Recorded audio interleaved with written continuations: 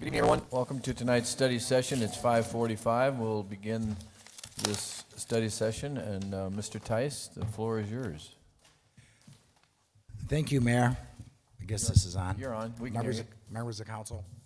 So this evening, I wanted to take a little time to bring the city council up to date on our current general plan.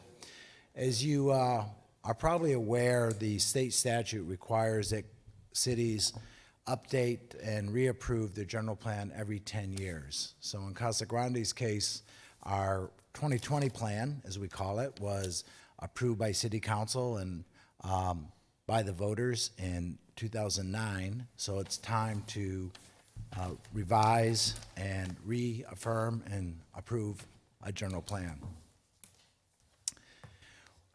As you'll see, we've been working on this project diligently for about the last 9 months. It's been a real collaborative effort between planning staff, our consultant, our primary consultant, Planette, with Leslie Dornfeld, and Leslie's here in the audience this evening, along with her sub-consultants of AECOM, and our technical advisory committee and our steering forum, and also the general public input that we've received. So it's been a real collaborative effort. Everyone has contributed. We're currently at the 60-day review stage, which means that the draft of the plan is completed and it's been distributed out to various agencies and organizations for a formal 60-day public review. I know that each of you received an email with a link to the electronic version of it, I think back in September, as well as a hard copy. So hopefully, I know that you probably have all read it and know everything in the plan, but I thought this evening I'd take a few minutes just to talk about some of the differences between our current general plan and our newly proposed general plan. As you can see on the list, these are some of the processes that the plan has gone through, starting way back in May with City Council's adoption of a public participation plan that laid out the process we were going to use for soliciting public input into the plan. We were lucky enough to have a large public kickoff meeting in January before the COVID restrictions hit, and it was well attended. The timing was really good because we could not do that today. We have previously briefed the Planning Commission early on in the process and briefed City Council early on back in March. We reviewed this with the Youth Commission. We put up a general plan website that allowed the public to view our progress as well as to make input along the ways. I mentioned the Technical Advisory Committee. They did meet 11 times, and the Steering Forum met 12 times through this process. The Technical Advisory Committee was represented by every city department. You can see the list on the screen, as well as various other public agencies and organizations that have some role to play in planning and development in Casa Grande. This group worked very hard on providing lots of technical information that helped inform the plan. And various members of this committee actually wrote elements of the plan, such as the transportation element and other technical input. We also had a steering forum that was that you appointed, sort of a broad-based community group that represented various stakeholders in the community. The mayor chaired that group. Councilman Powell was a member of the group as well. So we had council representatives and representatives of every major stakeholder group that we could identify in the community.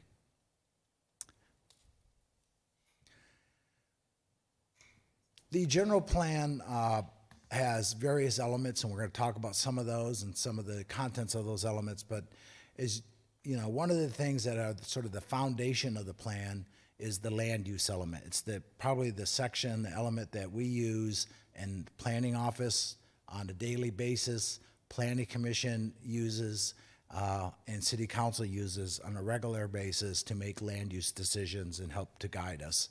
So you can see the various land use categories that are in this new general plan.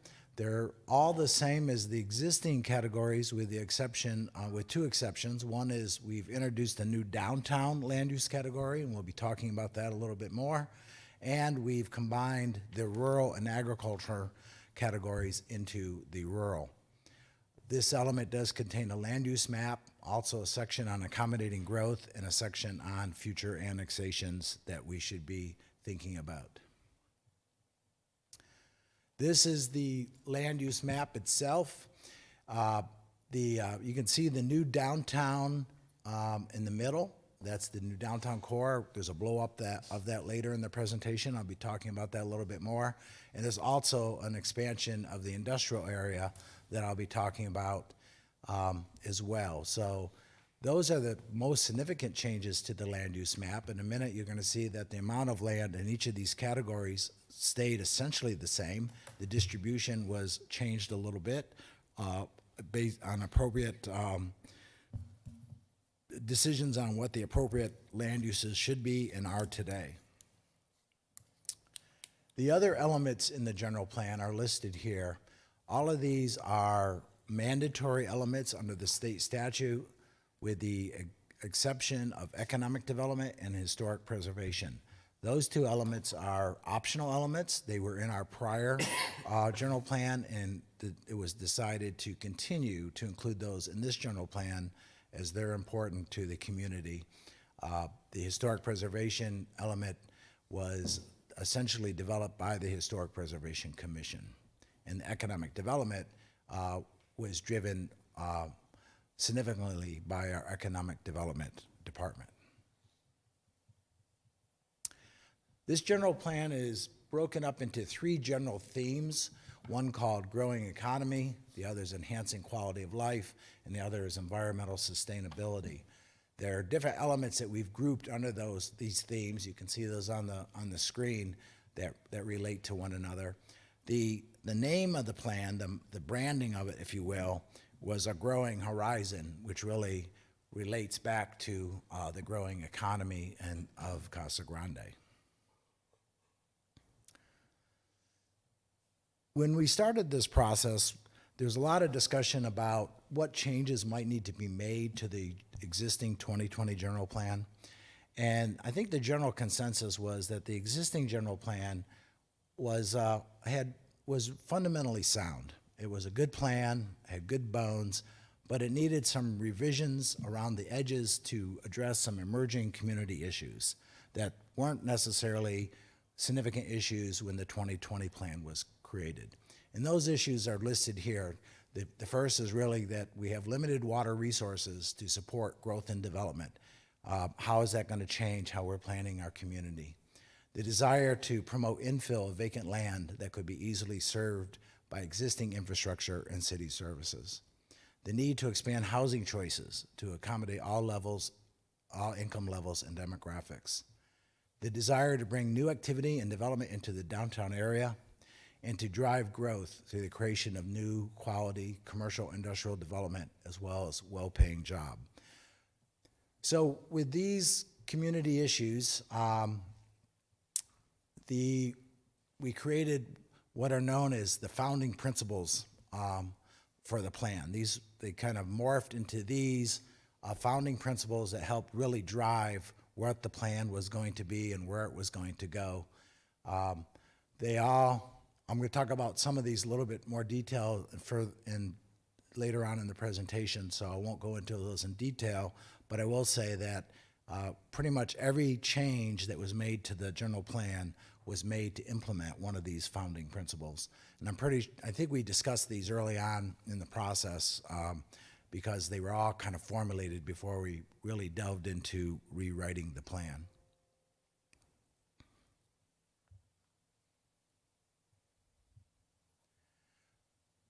So a synopsis maybe of the major changes between the 2020 and 2030 plans are, it includes an evaluation of growth projections relative to water resource availability. We're going to talk about that in some detail in a moment.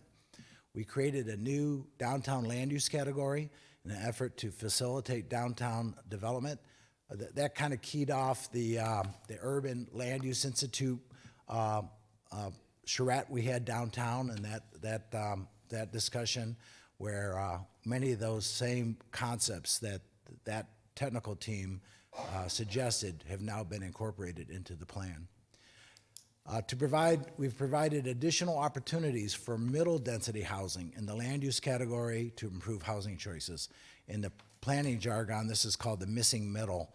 It's nationwide, there's a lack of medium density housing, and we're going to talk about that a little bit. Also, we combine the rural and agriculture land uses into one land use category because the vision between those is essentially the same, and I think it just makes more sense to have one large category versus two. We had to expand the amount of land in the manufacturing and industrial land use category. I'll talk about that a little bit later, but we realized that we only had enough land currently identified in manufacturing and land use to meet our need for about the next 30 years, and you really want to have more land available that you need, and so we had to increase that. That should be no surprise given the amount of manufacturing and industrial development we've been doing over the last 8 to 5 years. And lastly, we consolidated the growth areas from 4 into 2. This pie chart shows you the amount of land in each of those land use categories in the 2020 plan versus the 2030. I mentioned that there really was not much change in the amount of land. This pie chart sort of brings home that point. A little bit of reduction in neighborhoods, increase in the rural and ag, a little bit of increase in the community corridor, but not overall, not much real change. Just so you know, this represents the planning area. This represents the city limits. The city limits has 100 square miles. The planning area has 200 square miles. So the distribution looks different if I looked at the planning area, because that's the area outside of the city. There's much more rural in the planning area. There's like 46% is rural. So, but this is the city limits itself. So the first guiding principle I just want to talk a little bit about was to link all land use decisions to the known available water resources to ensure long-term viability and sustainability for all growth and development.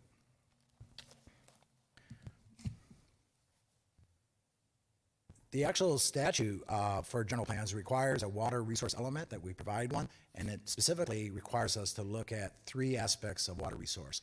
First, to identify the known legally and physically available water that in both surface, groundwater, and effluent supplies that we have available. And 2, to look at how much water we need to accommodate our growth projections. And lastly, to look at that relationship of the water resource needed to serve our growth projections or projected growth, and how much we have available, and if there's a gap between those 2 numbers, to look at how we can close that gap, how we can deal with it.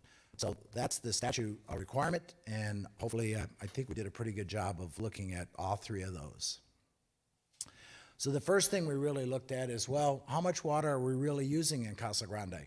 And so Arizona Water, who's the primary water provider for us, shared their data to me of how much water they've been serving to Casa Grande over the last 10 years. If you look at this graph, it's about 15,000 acre feet per year for the last 9 or 10 years. The really interesting thing about this graph is that our population has actually increased 12% during that same time. I would have assumed to see the water usage increase about by 12%, but it in fact hasn't. It's been pretty level, right? Pretty constant. So the reason that I believe that that's occurred is because we're being better at conserving water, and both our businesses and our residents are using less water per capita than they had prior over the time period.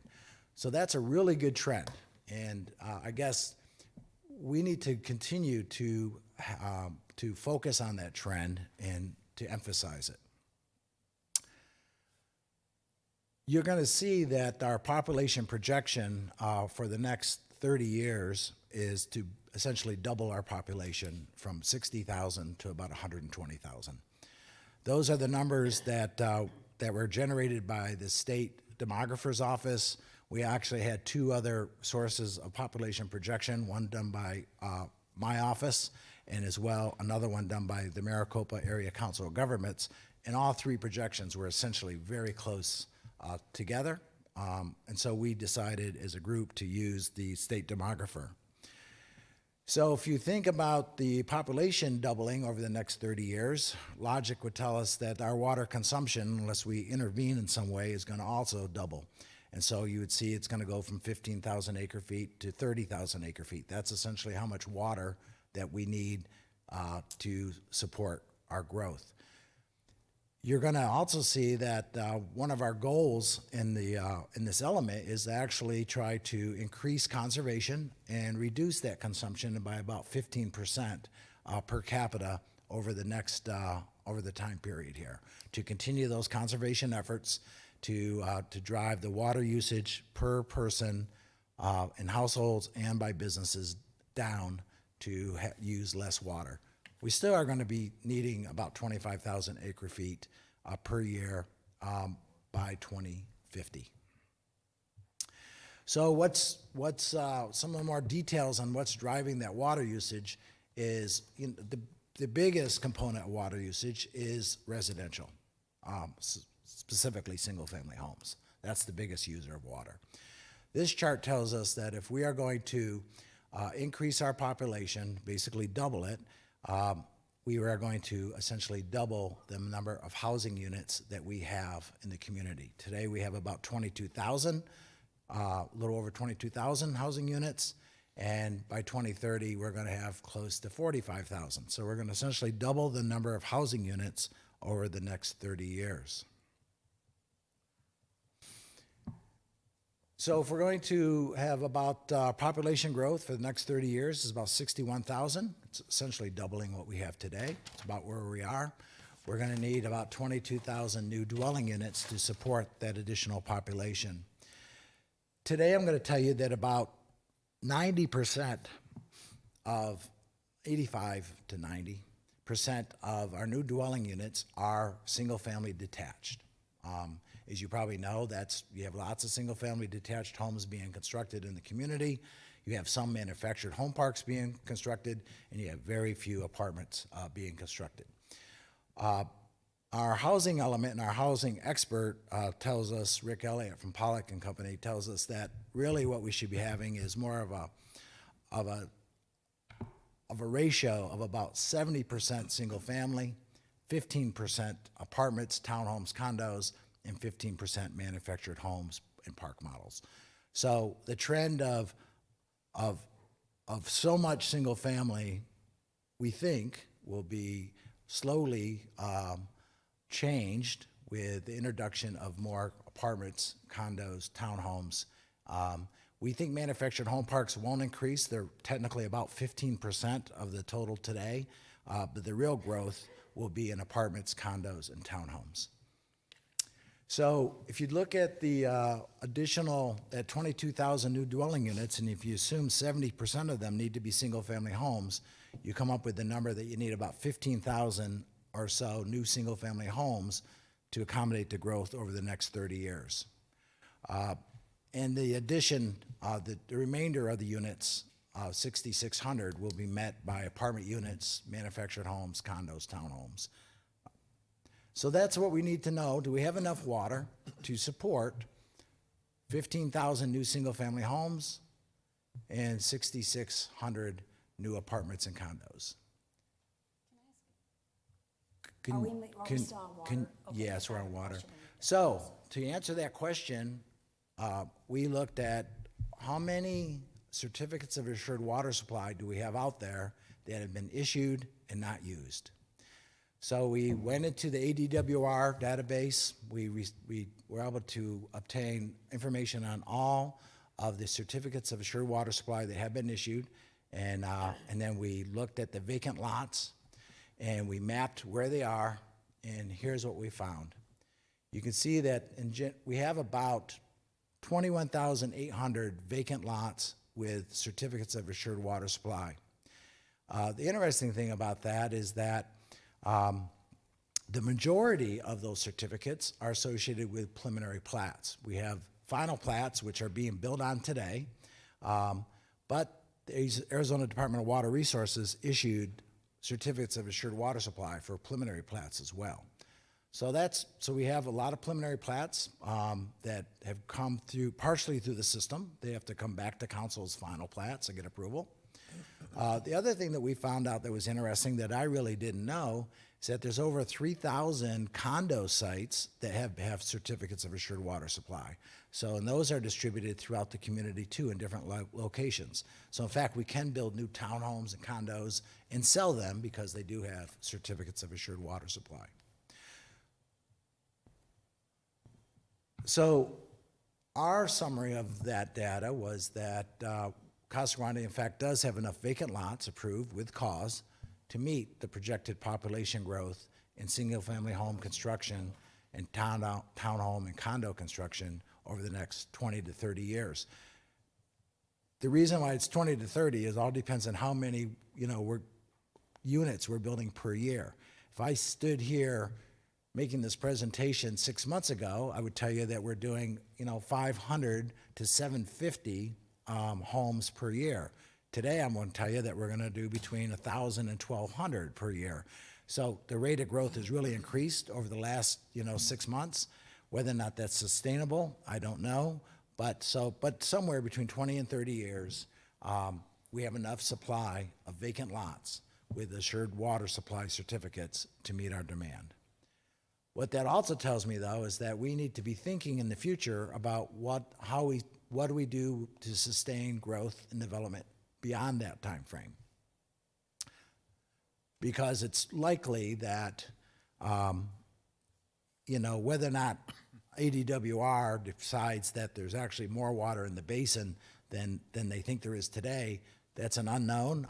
If I had to guess, I'm going to guess that they're not going to reverse their position. So what does that mean we need to do? We need to reduce our reliance on groundwater.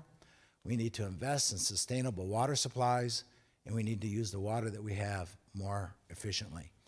The water resource element of the general plan goes into specific goals and action steps that implements those premises.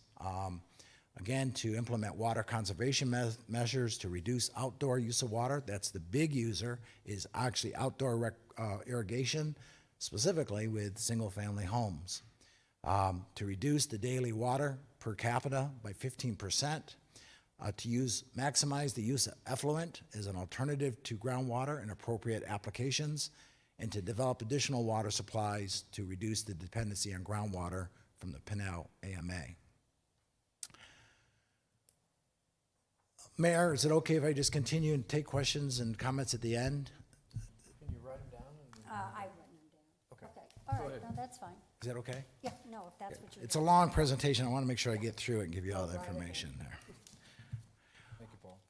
Okay, so the other guiding principle that we used in the development of the plan was to encourage development in Casa Grande's downtown, to strengthen existing businesses and add further vitality to the downtown area.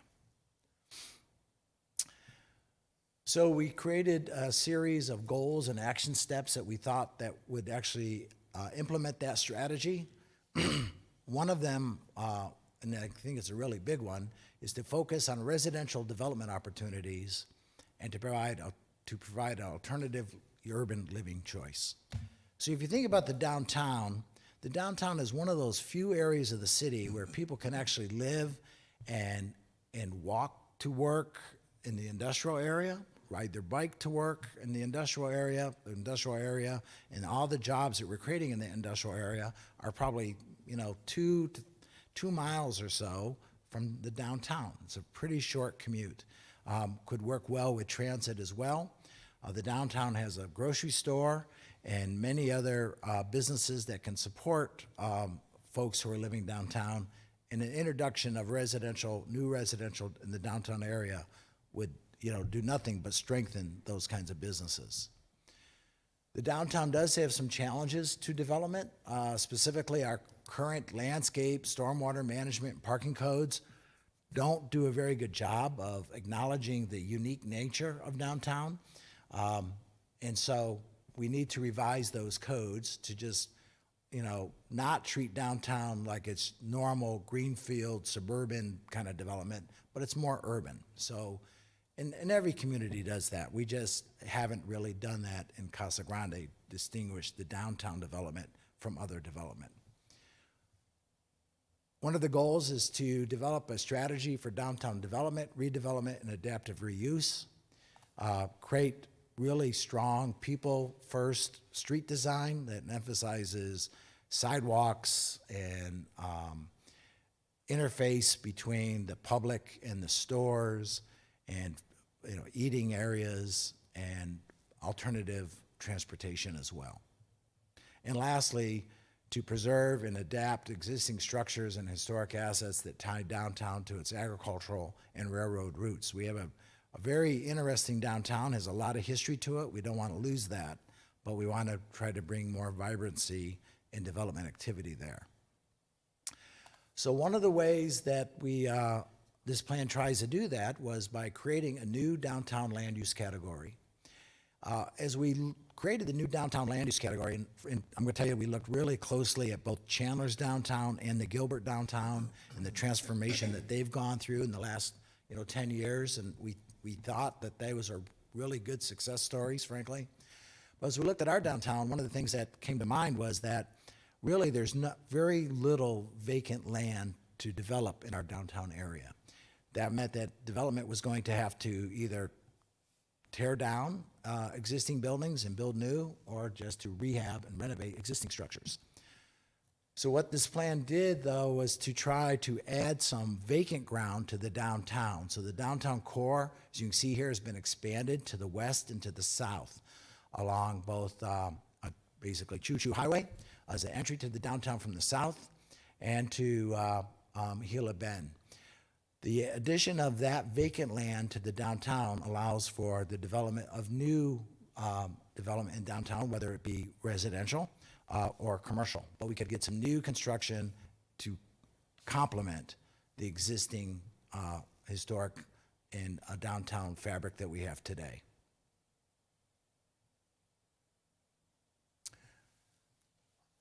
Another guiding principle was to increase the range of housing choices and products available to all sectors of the Casa Grande community. I mentioned to you that today most of our housing development is single-family detached, like the picture on the left. We do have some multifamily, like the picture on the right, but we don't have much of this middle density housing, which is the picture in the middle. Which is kind of townhomes, condos. Some of it is actually single-family detached at a little higher density where people will rent. Some ownership, some rental, a combination of both. I'm going to go back one slide here. So we developed a series of goals to try to achieve the vision of increasing housing choices, to provide a variety of housing choices for all income levels, generations, household demographics, to encourage variety in neighborhood design and development, to encourage higher density in areas designated as the downtown core. We talked about putting more housing in the downtown core, but also in our community corridor and actually even in our commerce and business land use categories.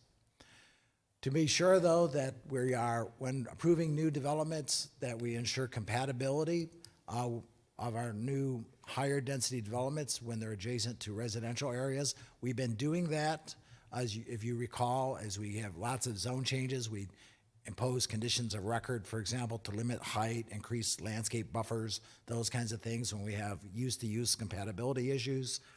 The code talks about formalizing that a little more to increase the supply of affordable and attainable housing, increase home ownership opportunities for low-income residents, and to strive to meet the needs of senior citizens and other special need populations. All really good goals. So how we did that within the context of the plan itself is we actually modified the neighborhood's land use category to allow the development of medium density housing with a max 10 DUs per acre, as well as the current higher density housing, which is 20 DUs per acre. So today we allow higher density housing in our neighborhoods under certain restrictive criteria. The proposal is to also, in addition to the higher density, to allow medium density housing. Max size of the site is 25 acres, and the medium and high density residential components of the neighborhood area cannot constitute more than 20% of the area, which means it's still 80% single family, predominantly single family, but introducing a few more choices into the neighborhoods category. In addition to the neighborhoods, to allow housing in the downtown area, we talked about that, to modify our community corridor land use category to allow housing, residential housing with 25 DUs per acre, a little bit higher density, and to allow multifamily housing in the commerce and business category as well at even a little bit higher density. They would allow us introducing those kinds of housing into our commercial corridor, our community corridor, and our commerce and business allows those areas to become more like mixed use, sort of like the downtown. And so there would be mixing of apartments with residential. You might think, the promenade, right? Could you build an apartment complex in the promenade? Yes, you probably could, and it probably would be successful, and it probably would work quite well. Our current codes might not allow that, or our current general plan might not allow that. Rural heritage was another guiding principle to honor and preserve the rural and agricultural heritage of Casa Grande while allowing urbanization to occur in appropriate locations. So we acknowledge the rural heritage and how that is very important to Casa Grande and needs to continue. We do have a series of goals related to rural preservation. You can see those on the screen.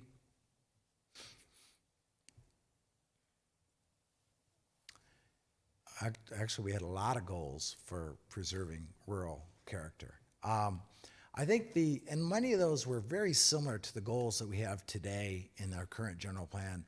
The one that's a little different was the second one, which is to explore the city's potential and capacity for solar industry development. You can see the slide on the left, which shows you a solar field in basically a rural or agricultural area. Today, under our current general plan, utility level solar fields like this, whether or not they're PV or wind turbines, are restricted to our industrial areas. The thought process was that's really not a good use of industrial land that has water and wastewater infrastructure, because these are low infrastructure users. The infrastructure they really need is high power, high voltage electrical transmission lines. So we thought that it's a good use to potentially allow in the rural category. We would, of course, through the public process and zoning, make sure that there was a compatibility. But from an infrastructure standpoint, it seemed like it's a good potential alternative use for some of the rural land, especially that has no water rights, that's fallow, and cannot be developed for actual farming or agricultural production. So we combined the rural and ag categories into one. I mentioned that category represents about 7% of the land within the city limits, but represents 46% of the land within the planning area boundary. The land uses that might occur in that rural include low-density residential development, like at 1 DU per acre, maximum density. As I think about that, I think about the development that's east of the interstate, north of McCartney Road, those kinds of low-density residential developments, and even lower. You don't need, for example, a certificate of assured water supply for a parcel that's over 36 acres. So you can certainly do 36-acre parcels for residential development. Also, it allows farming and ranching, both for personal and commercial, just like it does today. And the new one, which we've introduced, is the potential for utility-level solar. Another guiding principle is that community growth should be driven by high-paying quality jobs associated with industrial, corporate office, professional service, financial service, research and development, and other similar developments.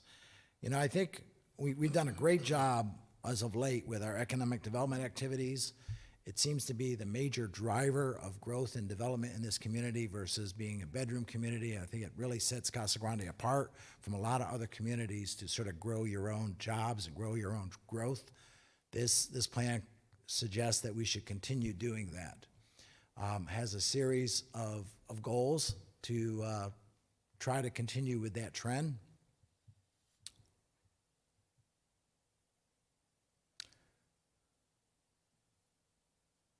I think, and we actually looked at both the economic development strategic plan and the city council strategic plan in developing many of these goals.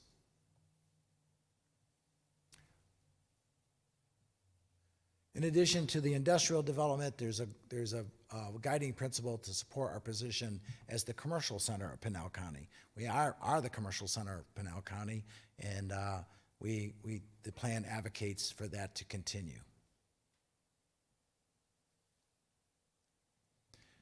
In terms of manufacturing and industrial land use, I did mention that it did expand that area.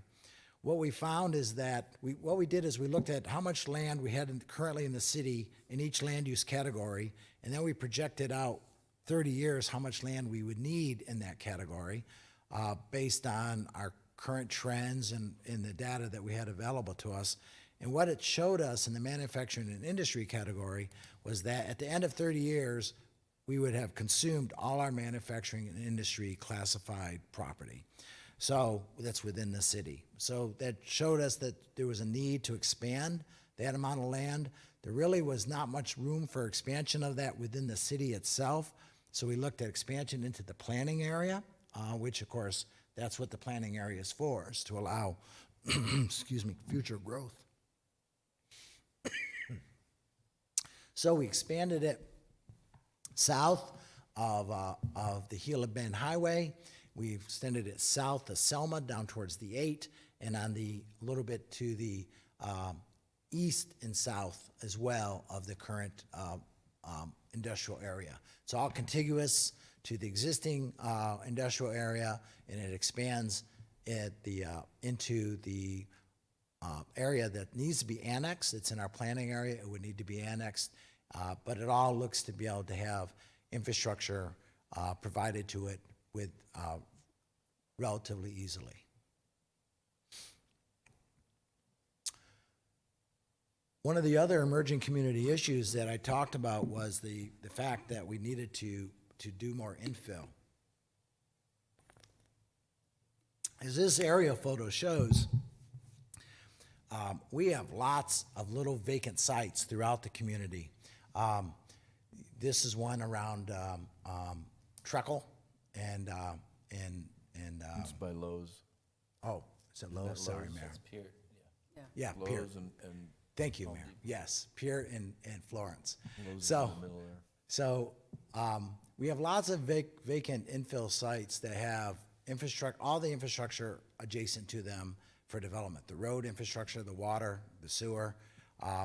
It makes perfect sense from a city fiscal standpoint to encourage development of these sites because it costs us very little additional increment to provide those services to those.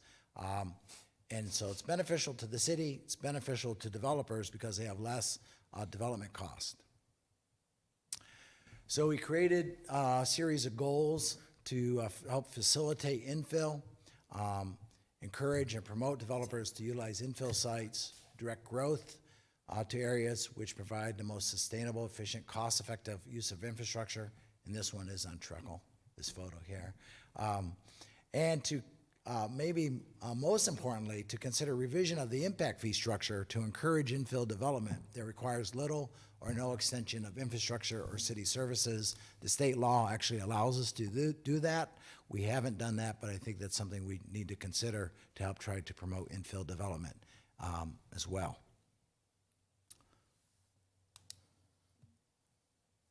We also looked at redevelopment to improve neighborhood appearance, living conditions, overall quality of life in the city's older neighborhoods through the preservation and revitalization of residential and commercial areas. I think the Casa Grande Mall is a perfect example of that. To bring new life to that, it probably needs some new land uses. We've actually talked to the owner of that about maybe introducing apartments there, for example, and some other land uses. But we need to think creatively as we redevelop, to redevelop some of those areas. We do have a series of goals and action steps.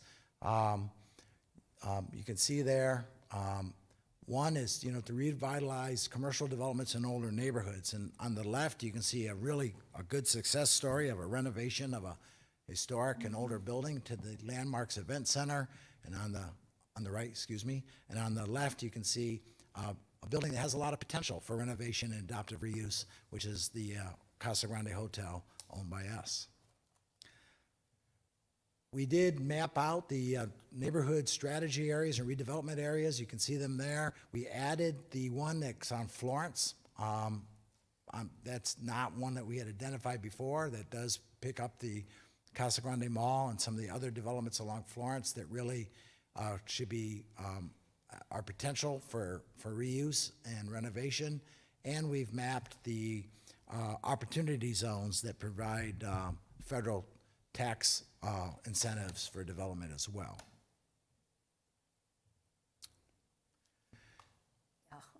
Another guiding principle is to create a sense of arrival at our major entryways, cultivate a unique sense of place throughout the community. One of the ways we are advocating that we do that is through our community corridor land use category, which creates little development nodes, mixed use areas. And so we've strategically put those at the entryways, various entryways, including this one on North Pinal, as well as in our corridors, not only Pinal, Florence, but also some of Cottonwood and some of Treacle, to try to facilitate a certain type of development character in those areas. You could see the goals here that we're looking at. Those are the ones I discussed with you in those areas. We have two guiding principles regarding managing growth. One's to ensure that essential infrastructure is available concurrent with new development, and two, to plan for growth that allows the city to provide urban services in an efficient and fiscally responsible manner. Today's general plan has 4 growth areas. We're not introducing a new concept here with growth areas. We have 4 today, but the new general plan takes it down to 2. Interesting thing about, we have phase 1 and phase 2. Phase 1 basically has the ability to either has infrastructure available to it or can be readily be brought to it.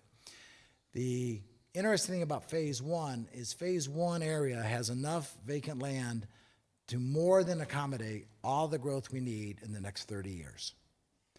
There's that much vacant land in phase 1. Probably half of phase 1 still vacant after 30 years. That's where all the certificates of assured water are too, right, Paul? Yes. And so there you go. The devil. Nice segue, Mayor. Thank you. The other thing in phase 1 is when we mapped all those subdivisions that have assured water, certificates of assured water, every one of them is in phase 1. We made sure of that, and so that's where the residential growth is going to occur until something different happens with how we allocate water in the state. We also looked at multimodal transportation. Dwayne Attell, our traffic engineer, along with his consultants from Wilson and Company, essentially wrote this element for us. Did a nice job. But the guiding principles to foster a land use pattern that can be served by a variety of transportation modes, such as walking, bicycling, autonomous vehicles, and mass transit, and normal vehicles. You can see some photos here of some of the things that we really want to focus a little bit more on multimodal to provide, sort of just like in housing, additional housing choices, additional transportation choices. Same kind of concept. Because there's not a one-size-fits-all in the community. We do have the planned roadway network that was updated, and that comes out of our small area transportation plan. One of the things that was decided not to put on this map was the I-11 corridor, because that preferred corridor has not yet been determined by ADOT as it passes through Casa Grande, although we're still advocating for the Montgomery Road alignment to be used, and it is shown as an expressway here. The I-11 corridor is not specifically called out. We're required to look at transit as part of the general plan, and so we incorporated the currently approved or adopted transit network that council recently was briefed on and adopted, so that's in there. We also need to include trails and bicycle network. We did use our existing trails plan, and that's in here. Well, we modified it slightly to identify the trail corridors that we have constructed since the last general plan. But we still have a lot of work to do. So that takes me to what happens from here. So tonight, I'm here to listen, after being briefed, listen to your comments and input, take those to back to the drawing board if we need to. Tomorrow night, we're actually doing essentially the same briefing to the general public on both a Zoom meeting, YouTube, and Facebook Live, and Channel 11. So we're doing it for 3 hours tomorrow night. And so we're going to try to brief the general public. It's kind of a challenge in these days with COVID, with social distancing, but we're going to use the online avenues to brief the public, take input, and comments as well.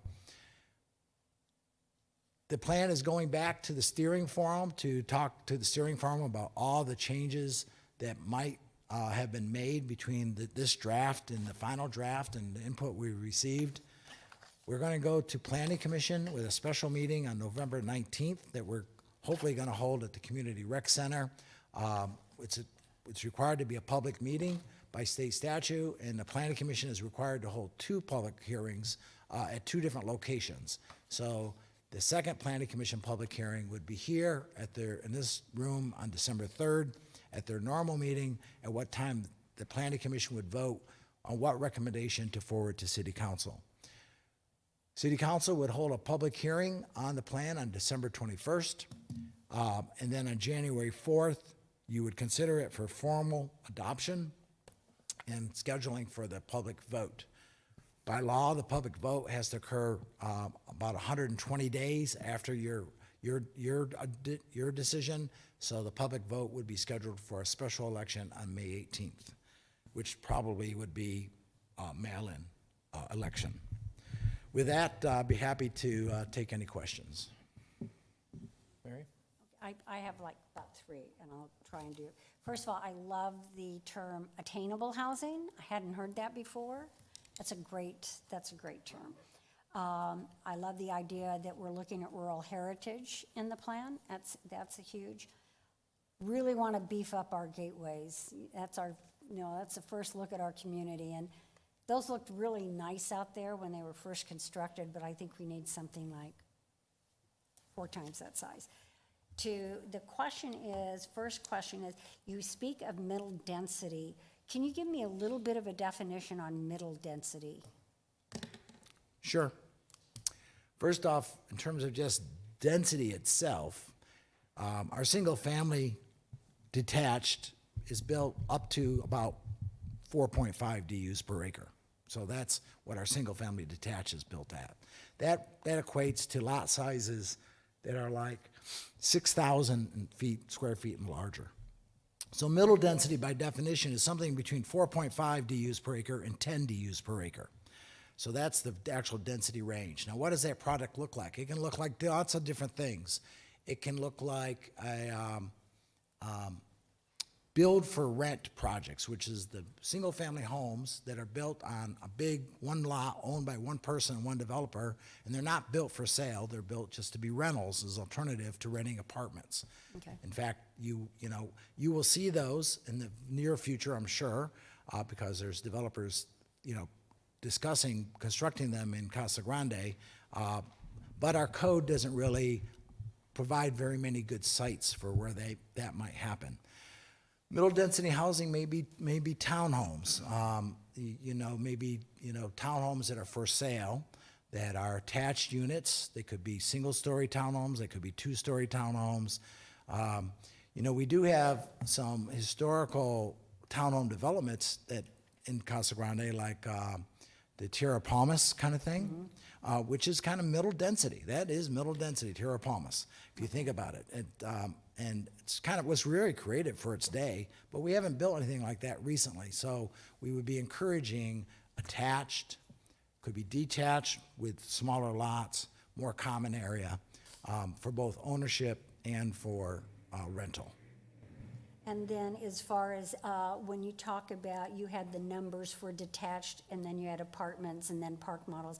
Under the apartment, condo, townhouse, would that include also the semi-detached? You had shown us a product a few months ago that was where it was like maybe 2 units with a common wall. Yes, it would. That would Okay. be in the middle density housing. Yes, absolutely. Okay. And then I like your idea of restructuring the fee schedule to encourage that infill. I think that would make a huge difference. In fact, I think that would attract local investment. I think we have people in our town or surrounding areas that if we did that, they would definitely look at maybe doing something, getting involved in something like that. So that would be something. Okay, thanks. Matt? Yeah, thanks. I'm not gonna echo a lot of what Councilwoman Corson said. It was great. But the water, I'll defer to Mr. Powell too. He knows a lot about it. We went through this recently with a piece of land where we could only do either apartments or mobile home, manufactured home subdivision. And we don't have much control over that as a city, right? Because that's a state thing. So we're gonna push people towards where we have water. Because if someone owns a piece of land and they want to develop it, they're very limited if they don't have any water. And I've heard of a couple more pieces in town recently that don't have the certificate of assured water. So just to be clear, it's not the city that controls that part of it, that's the state. You're right, Councilman Herman. It is the state. It's their requirement for new subdivisions, any subdivision to have a certificate of assured water supply. All of those in Casa Grande have, no new ones have been issued for 4 years, right? So we have what we have right now. And it's 21,000 of them, which is great. But there's lots of vacant parcels out there that are general plan for neighborhoods and residential development that don't have them. Right. And so one of our challenges is going to be, what do we do with that property? Because there's a lot of it. When I mentioned that, in 30 years, only half of that phase 1 area is going to develop, that's why some of that can't develop residentially unless we approve it for apartments, rental product of some type, or commercial, right, or industrial. So that is a big challenge. Yeah, that's part of the plan is the percentages, which I liked that good breakdown, but we can't put all mobile home parks or all, rental properties. So thank you for bringing that up. And when you did the downtown development area and you extended it down south, I would say mostly, did you speak with the landowners down there about that? We haven't spoken to the landowners, no. Okay, In general, because first off, their current zoning doesn't change, right? So we're not taking away any development rights they might have. So they get to develop under their current zoning if that's what they want to do. This really just looks them more at options. future zoning okay, so changes, right? okay, Yeah, it gives them more options, right, Paul? I'd say in general, it definitely gives them more options, yes. And if you think about it, again, talking about the gateway, that's an important gateway coming in Yes. there. Yeah. And to create an entryway to our downtown from that area, I think would be really beneficial. yeah, I think it's a great idea. I just wondered, make sure, but that's a good point, Mayor. It expands their opportunities rather than hinders. And then the solar on the non-water ground in rural areas, because I remember when Governor Brewer came here years ago and she wanted us to be the solar capital of Yeah. Arizona, and that doesn't create long-term jobs, just construction jobs. But if we have land without water and someone wants an opportunity on that land, that's a great, it's not a bad option for them because we're limited. And it is important, I like to point for Casa Grande to be the manufacturing and industrial hub of Pinal County, and I'm glad we identified that in this plan. And lastly, I am going to repeat something that Mary said because I have experience with this recently, is I really like the idea of reducing the impact fees or helping somehow with the infill areas because that has sunk we're canceling many small projects on those infills, because if you have to put a $30,000 water line or $12,000 or something, I mean, that makes it almost impossible for a small lot like that. But that's a great way that we can encourage those. So I thank you for that. And that's all. Thank you. Just a clarification on the downtown area that we talked about extending. Is any of that property currently owned by the city? I believe that there was, right? Yes, I'll go back to that map. All the stuff that we own south of the tracks is in that area, right? The little stuff that block we own north of the church on Second is in that area. So, yes, some of that is owned by city. Go back to, well, I guess it's back a few slides That there. showed it. I think that other one showed it too, Paul.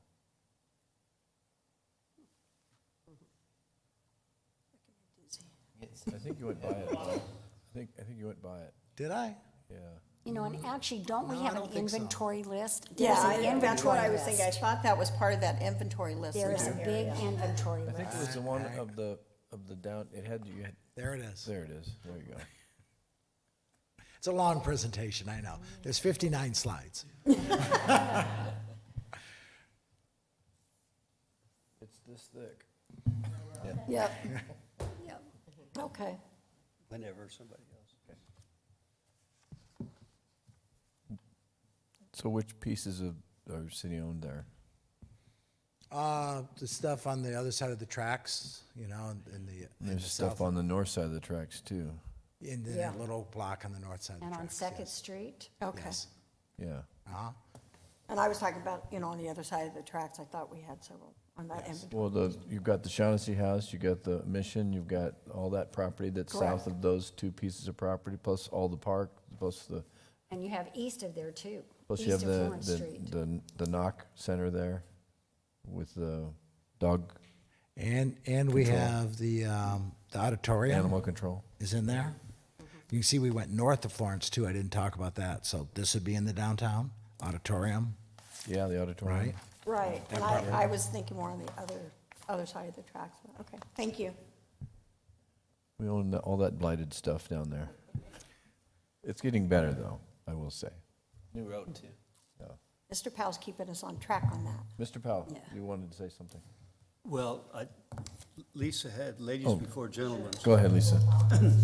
Yeah. I just wanted, I know it was a long presentation, but Paul, I'm just so impressed how you really pull in everything that we've discussed for over the years. And, I know we only do this every 10 years, and we talk about a lot, and I'm pleased with the strategic plan that the city council put together, because I can see he's incorporated a lot of that into this, or not he, but the committee, and I know, Mayor, you're involved too, and Dick.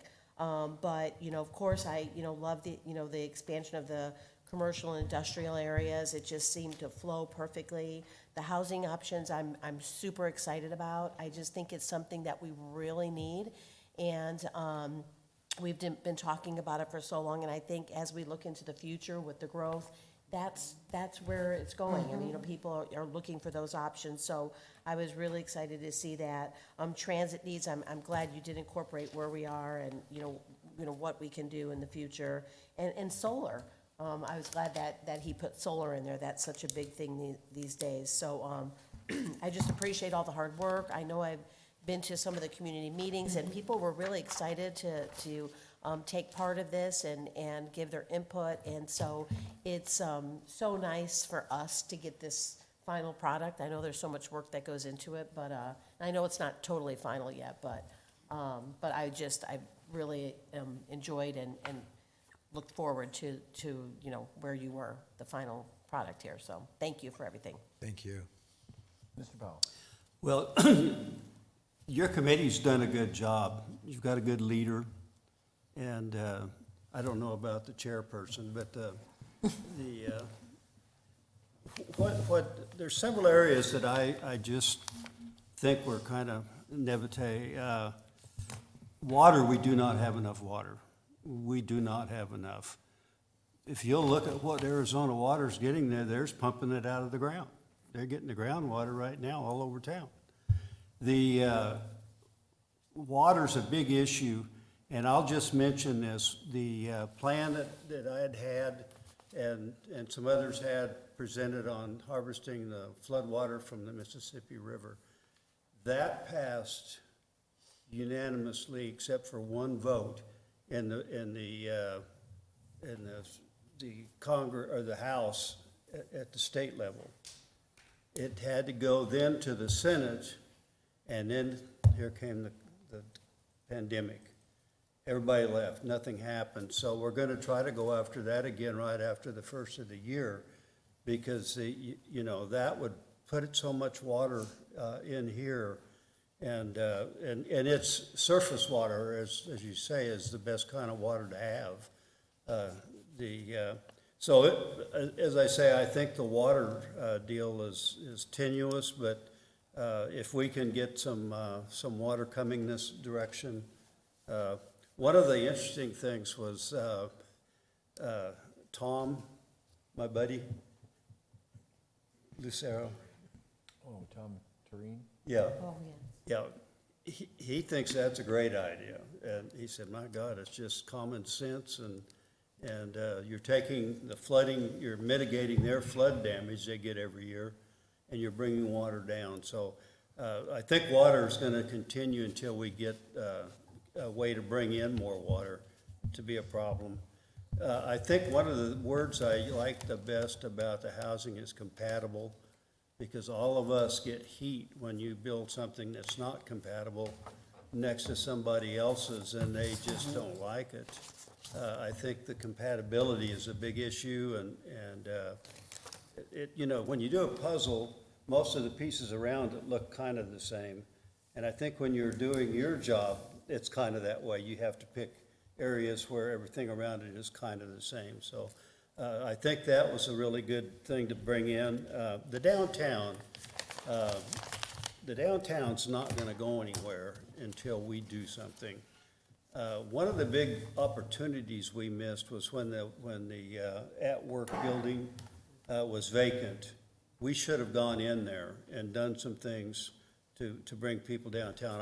I met with Richard and with the lady from Main Street, and Holly, she said there's nothing here for kids or anyone else. Why would people come down here? They don't. It's not a walkable area. Nobody walks down there. And so I think that until we can figure out some way. Now, one of the things we talked about is the new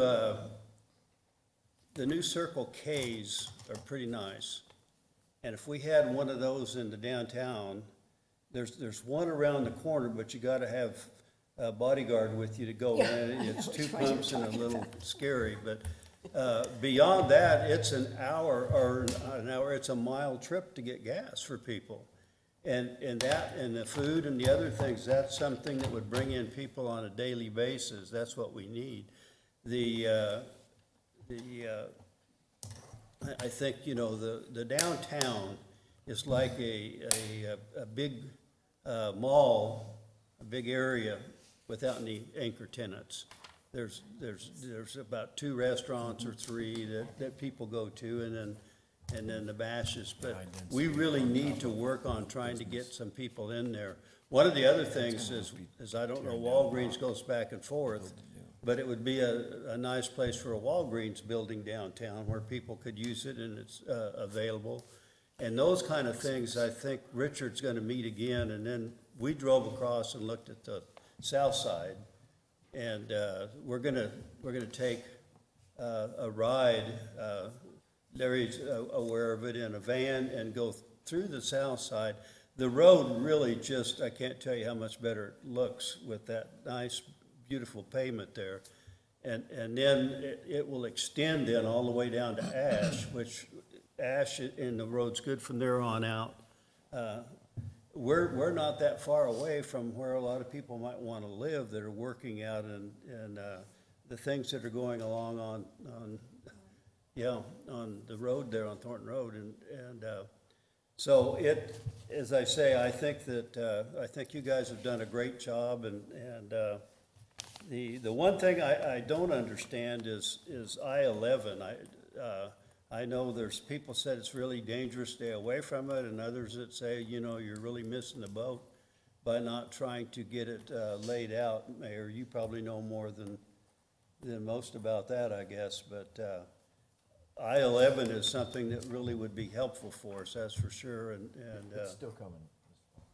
what's that? It's still coming. Yeah, but when? And where, That's no, that's the, biggest question is where. that'll be the $2 billion Yeah. question. Well, that's, as I say, I think, you know, those are the kind of I know the thing that made Casa Grande really jump out was I-10. And for some of us that lived here when that was going on, they had one that was out where I-10 is, one that was in closer, one that was out by Francisco Grande, the Right. different routes that would Montgomery, come yeah. through. Coolidge did not want to have it. They weren't interested in that kind of traffic, so that, we were kind of even pretty much with a lot of the population in Coolidge at that point in time, and that really shot us up by having that availability of I-10, and so I just hope that we can figure out how to get I-11 more interest in that. And as I say, the south side, I think there's a lot of opportunity over there once you get it cleaned up. And as you go and look, the city's one of the biggest problems is, and it's just, it has storage areas that need to be screened or whatever. But as I say, I think we'll get a chance to go look at that, and I thank you. And I thank our lady that has, Leslie, I thank you for the job you've done. And John, I'm glad that you keep them straight. Bob, you had a comment? Yeah, actually very similar to Mr. Powell's. I had a comment on the water. We seem like we're projecting out our growth and stating that we believe we've got adequate water based on certificates of assured water. But it also states in the plan that Pinal AMA has stated that we're 8 million acre feet short of those certificates, No. and that no more certificates will be issued. There's certificates, and then then you have analyses. So there's two different things there. And when you're talking about that 8 million acre feet, that includes the analyses. And the analyses have no right to water right now. So, Okay. so don't get the two of them confused. The certificates of assured water are in that number, but Okay. if you took all the analyses out, you would actually not be short any water. That amount of water you're talking about basically is related to what, at the end of 100 years, is what would be left. And I challenge anybody to come Okay, anywhere and near. I guess that's what I'm saying. is Yeah, that- what's going to happen in 100 years. Yeah. And And I I know a don't lot think of that's exactly states what it have says shortened in the the plan. time frame on water. California has. But my point was gonna be is that's a pretty fragile estimate for us to base our future on. I'm not saying it needs to be changed or anything, I'm just saying that seems like it's a moving target, and that over the next 10 years, and ultimately my question is there a chance that the process for getting certificates issued and maybe even maintained will change? So, to answer your Always question, I possibility. think the first thing you need to think about is that, and you've heard this phrase before, paper water versus wet water. So paper water is your certificate, means you have the legal right to build a subdivision because ADWR has already given it to you. Whether or not there's really groundwater to support that, wet water to support that, that's a huge debate. And people are all over the place arguing about that. So this plan chooses not to get into that debate and just says, look, there's legal right for 21,000 lots to have these certificates. Many of those lots are in preliminary plats. You saw those. So if it's a final plat, then you get to build it, no questions asked. If it's a preliminary plat and you want to modify the design, ADWR reserves the right to review that to see if they're going to allow you to transfer your approved certificate to your new preliminary plat. And they have some guidelines, and that is a little bit of a moving target because ADWR is thinking about their position. You know, they started saying no change or very little change. They've moved off that. We've had one plat in Casa Grande. They had a preliminary plat make a fairly significant change to their street design, and ADWR allowed that transfer to occur. No more lots. It was a zero-sum game with a number of lots, but there was change to the street design. So that's still under kind of evolving, if you will, what kind of change you can make to your preliminary plat. That's an ADWR rule. But for right now, these certificates are legal documents that Okay. can be implemented. So we are pretty certain they're not going to issue any new ones, at least not anytime soon. I would say that's a good bet. And are we pretty confident that they're not gonna revoke any as well? I don't think they can legally revoke their issued certificates. That's a legal question. City Well, attorney and- could and talk about that, but I don't think so. Well, and if I can, Mr. Mayor. We could spend a week talking about Well, water, and so. we're gonna spend a I fair did amount of want- time. I think the mayor and council and I, And what I Bob- want those watching to realize and recognize is that we have a companion study that's underway in our water resources plan Yeah. that is really working in somewhat of a lockstep from a timing perspective with our general plan. We anticipated that water was going to be a key element that was discussed as part of our general plan. And so, quite honestly, the mayor and council will see at least the first phase of the water demand management system, which is our conservation plan, at our next study session. The Arizona Water, we've been partnering with them on this plan. They will be here to present that. We were going to originally start with developing a strategy for water acquisition for bringing wet water back into the Pinal AMA. But because of the interest of conservation, and as you look at this general plan, the emphasis on conservation in this general plan, we thought that we'd bring conservation first, and it's likely that the mayor and council will see the next several components of the water resources plan and early in the new calendar year. But the primary emphasis is going to be on our water acquisition strategy at that time. But that document and those planning efforts are underway concurrently with this general plan process. Okay. And Bob, I'd be What are happy the- to sit down with you and go over a bunch of all that water stuff if you want, Okay. to help you understand. One of the things that's really hurting us is all of the plats, final plats that are out there have obligations removed from the aquifer, even though they're not using them. They may not use them for 10 or 20 years. But that Yeah. doesn't let you use it because there's not enough water.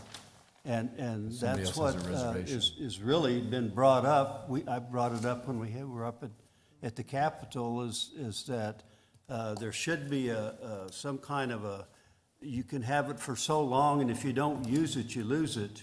Right. As far as your water, because there's a lot of water that will never happen, these ones that won't get built, but they've got that tied up in the aquifer, so the others can use it. Okay, any other questions, Bob? My other comment was on downtown. I love that it's been somewhat defined, and that we can apply different tools and elements to that.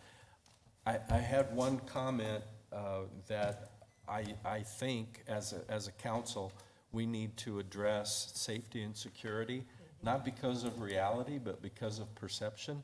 And I think eventually we're going to have to bite the bullet and come up with a plan. I have no idea what that's going to look like. I've kind of thought about closed-circuit TV cameras and maybe park ranger level eyes and ears that patrol the area. But I think we've got to get rid of that perception that it's not safe down there. Yeah. We all know there's a population that frequents the downtown area, and I think we've got to convince people that they're safe down there before we're going to see any development and activity. Just my 2 cents. Okay. Thank you. All right, since everybody's had a chance to say something, it's my turn, and then we'll take a break and we'll start the council meeting probably at about 5 after. But I just want to say thank you, Paul, for all your work and staff's work, because I think you guys have done an excellent job. I've been involved in it all the way along, and Leslie, thank you to you and Plan It. And your work on this has been outstanding as well, so.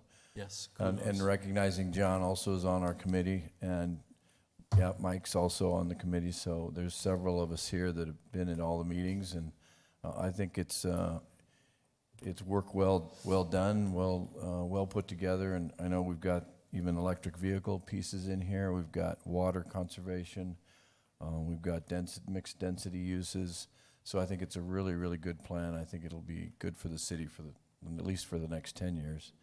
And then we'll obviously gonna have to address the water issue, which we are gonna bring to council, so you're gonna see a water resource plan that we are gonna bring forward, which should help, I think, make everybody a little more comfortable in terms of where we're going with our future water needs. Obviously, long-term, Mr. Powell's ideas are something, obviously, that the state needs to look at, but that's a much bigger picture than for the city of Casa Grande. Anyway, that's all I have, and if you all don't have any more comments, I'm going to say thank you, Paul. Thank you, Mayor. Thank And you. we'll take a break, Great and job. we'll adjourn. Is 5 minutes enough, you guys? Okay, so we'll start at 7:05.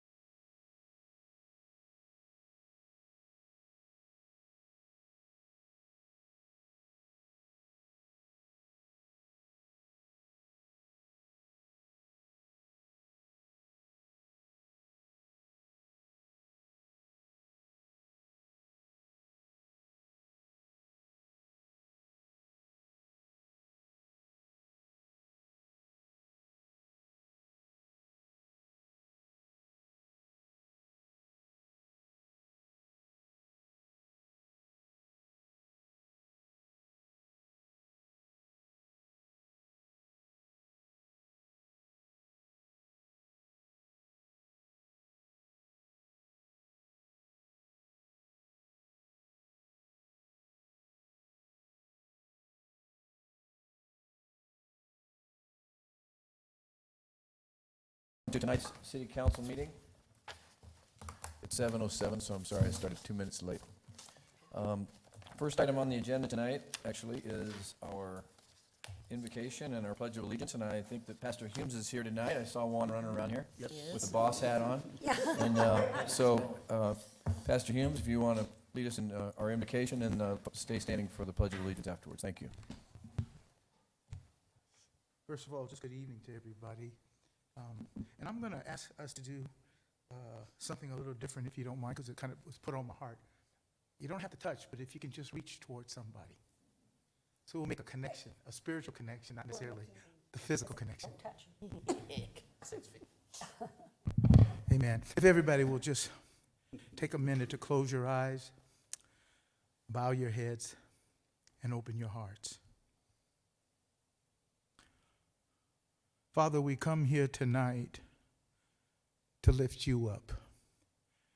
Lift you up through our words, our thoughts, and our actions. Help us to go beyond what we think and what we feel and move into your space, Father.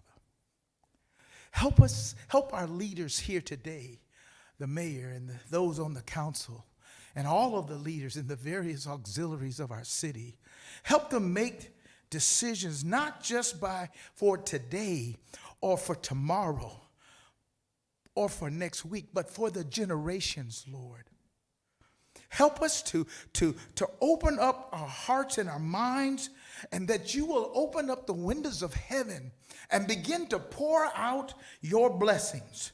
Pour out your wisdom, your discernment, your understanding, Father, not for us, but for children and their children's children, for generations yet to come. Let what is here, spoken here tonight, will be a plant in the ground, a stake in the ground, that from years from now, when we're no longer here, our children would look back and say, thanks to our parents, our leaders, for having the insight to make the right decisions.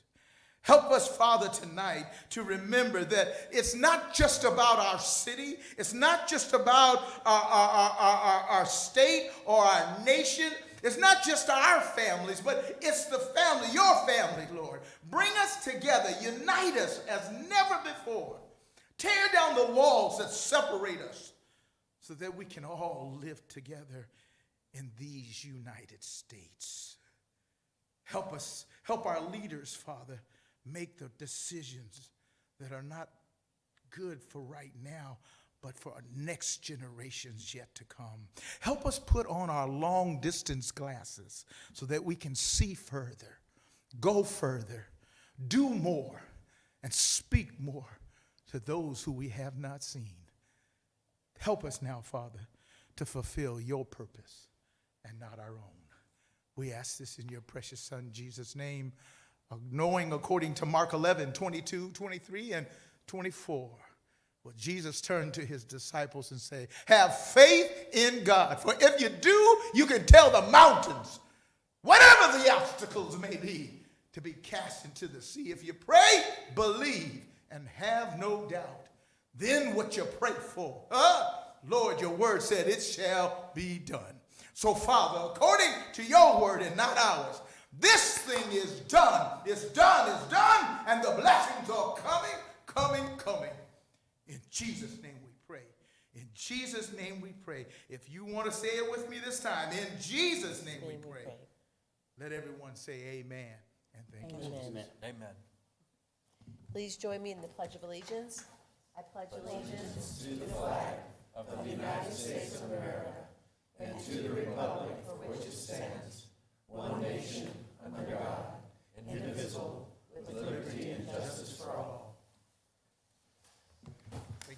Thank you. Thank you, Pastor. Thank you, Lisa.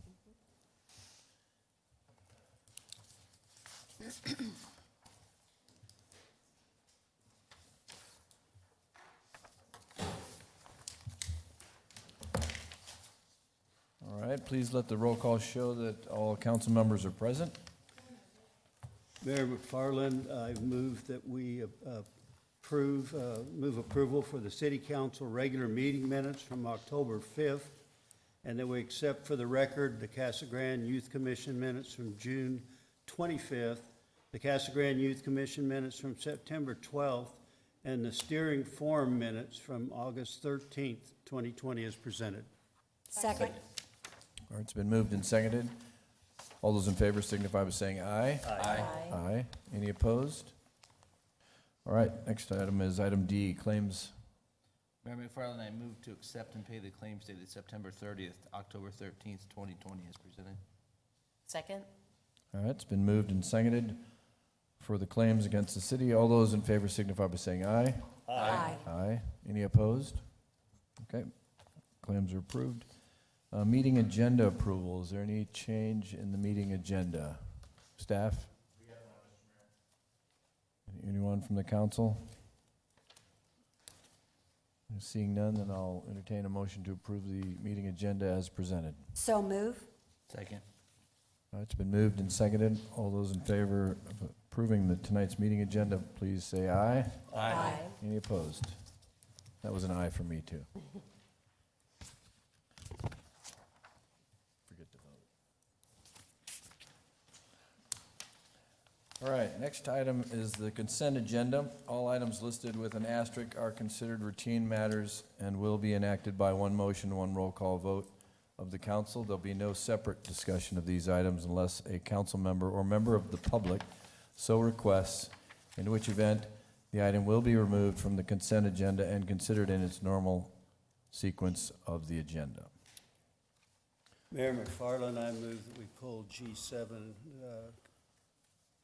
consider resolution number 5265, that we pull that one for discussion. For further discussion, I have several requests to do the same here. So I have one from the public who is here, and then I have two letters also that have requested for us to have further discussion on this matter. So we'll pull G7 off and consider it after the approval of the remaining consent agenda items.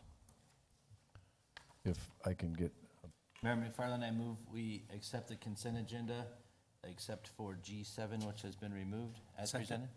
presented. Second. it's been moved and seconded. Gloria, can I please get a roll call vote?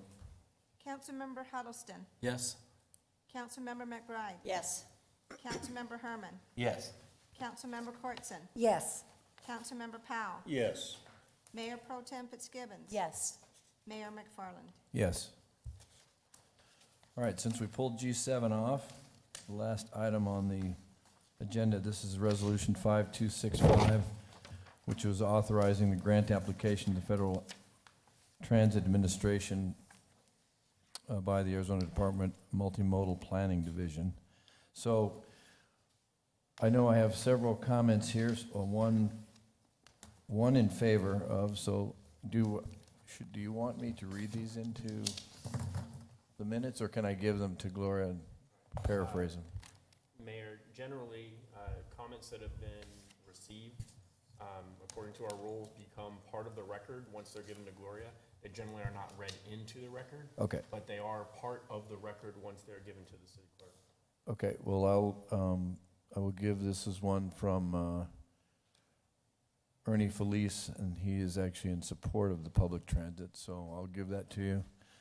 And then I think the person who was here who requested it be pulled would just like further discussion.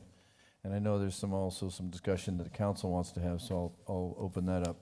And then this is from Mike Henderson. I guess Mike is here also. So Mike was giving his opinion on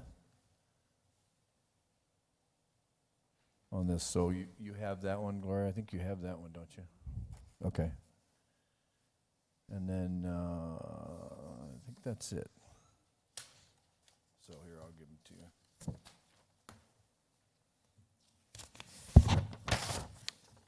Comments, questions, follow-up? Mr. Mayor? Yes. Would you like staff to present the RCA? I know that the council was provided a study session at the last meeting, or? Sure, I've this is abbreviated version. I mean, we've heard it a couple times, so Okay. I don't know that we need to get, unless there is a need or a want by the council to review it in depth. Maybe just a top line, Kevin? And maybe what's the cost to the city and that sort of thing? Sure. The recommendation was for the mayor and city council to approve the execution of a grant application agreement and the expenditure of funds for $24,500. That's our 10% share. ADOT will apply for those federal funds, and then once we receive those federal funds, we'll be spending the $245,000 to provide the additional study into the transit program, as was discussed at the last council meeting. So from there, we can try and answer any questions that you might have. Well, I think a couple of the concerns that I saw, one, it was that we were gonna concentrate, or we were gonna review the different types, right? So we already had a study that we had out there that had the bus stop type stops. And then this study will also send out a survey, correct? Yes, we're going to do, we're looking at the impacts of COVID-19 on transit and the riderships. We're going to look at the fixed route and should we offer demand response for the first year. Those types of questions will be attempted to be answered. We're going to update the costs and look at the time since the plan was completed and presented to council last time. We're also going to be looking at council feedback and then surveying employees in the industrial area, something that more than what we did the last time. And we received $2.3 million from the CARES Act funding, and we were looking to spend the $245,000. So that was the plan. Okay. Yeah, Matt, go ahead. You know, I'm kind of torn. My concerns with this is number one, you know, the old adage, if you don't have a plan, then you're planning to fail, right? So we need some sort of plan. We have one, which we've been told is not adequate. My real thing is the cost of this. I mean, you could buy 3 vans that I think what we're looking at for this amount of money that we're doing a study on. I think, and I'm not against the transportation. I think this is a great thing. I'm just trying to figure out a way to get it done less expensive and quicker than this study. I don't know if there is a way.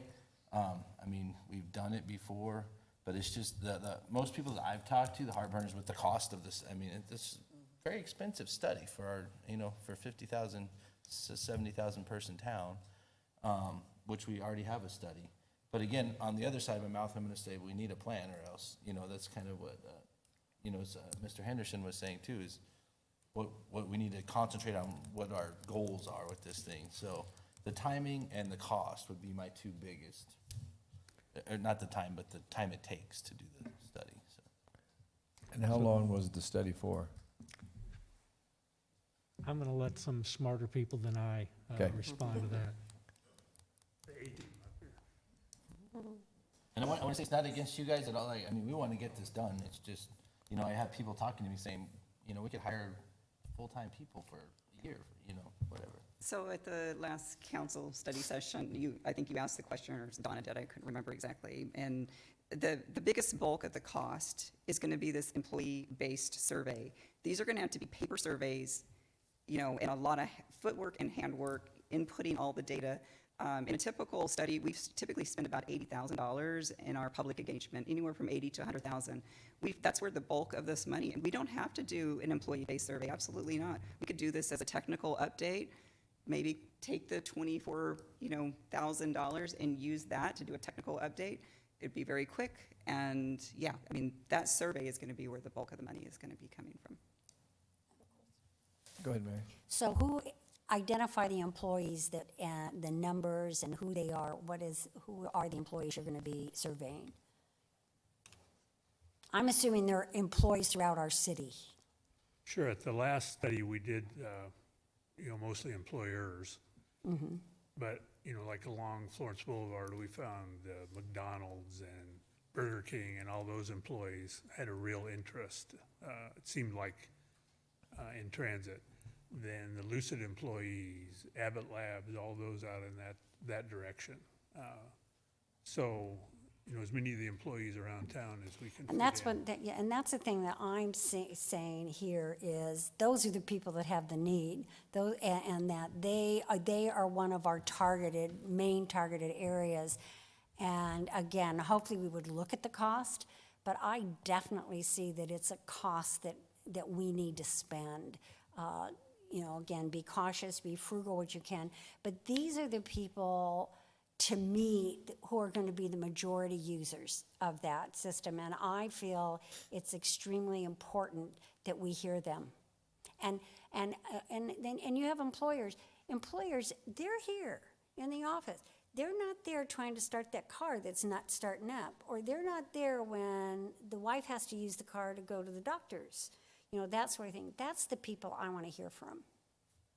Yeah, we got that definite feeling when Irene and I interviewed a lot of employers that maybe they didn't really know if their employees wanted to use transit or not. So you think that study's gonna be about 80,000 just for the study? Well, we're kind of Survey, guessing on these Survey, yeah, the costs. survey, I'm sorry, the survey. You know, we spent 80,000 in the last one for public involvement, and it wasn't near as extensive as we're looking at now. Okay, so it'll be more. You think it'll be more? Okay. You know, we don't have to spend the 245, that was just a number. And we would negotiate with a consultant what seemed like a reasonable cost. Maybe it's 145, you know, we really don't have a, Well, I think, I guess that's my area of concern, because that is a large number to throw out. And I'm not saying that I don't think it would be done efficiently at all. I don't feel that, but what I'm hearing is the cost factor is a lot. And what we have found in the last 6 months in our community is that we have gone virtual in so many different ways. And it seems to me that perhaps we need to look at how we can do that survey more efficiently and quicker, as Councilman Herman said. But I just think that that's a large number, a large portion of money that we're talking about that could be used in a better way. And I agree with you, Mary. I think that we do need to do something. I think for me, and what I'm hearing is just the cost factor of this study is so extreme. It's more than what we even did the first time around. So if it's the numbers, it's not, you know, it's not the counting of the users, because that's basically what this is gonna be, is the counting of the, it's the amount of money it's gonna cost, is what I'm hearing, that's giving you heartburn. It's the amount of money that it's gonna cost. And so I guess if you all could somehow explain to us why taking that step is such a big number. I have a question before you answer that one. This is federal money, right? I know I don't want to waste federal money either, but what does it have to be used for? Because a lot of times federal money is tagged, right? It's got to be used for specific expenses. So what does this money have to be used for? it can only be used for transit. Okay, but anything transit, could it be used to buy buses, to Matt's point? It can be for operating, capital, and planning, and this study would be a planning So study. operating expenses and planning. And capital expenses, so. Oh, and capital yeah. expenses. So you Yeah. could buy a bus with it? Yes. Okay. Bob? Will we see this again? I mean, this is a grant application. So if it's approved and the money is dispersed, before you contract with the survey provider, will we see that again? Yes, we still have to put out an RFP to hire a consultant. We, of course, will come back and let you know what's going on, so. It is through the MPO, money's going to the MPO and then to the consultant to do the study. I don't know if you want to say anything more about that. So that was how we had thought would be the funding the agreement would between, the IGA would be between Suncor or MPO and the city of Casa Grande. And then that would be a pass-through to the MPO for us to manage the study. So we would put the RFP out. Our board, our executive board has already given us approval, should we decide to go that route, to go ahead and put an RFP out to do the study and to select a consultant.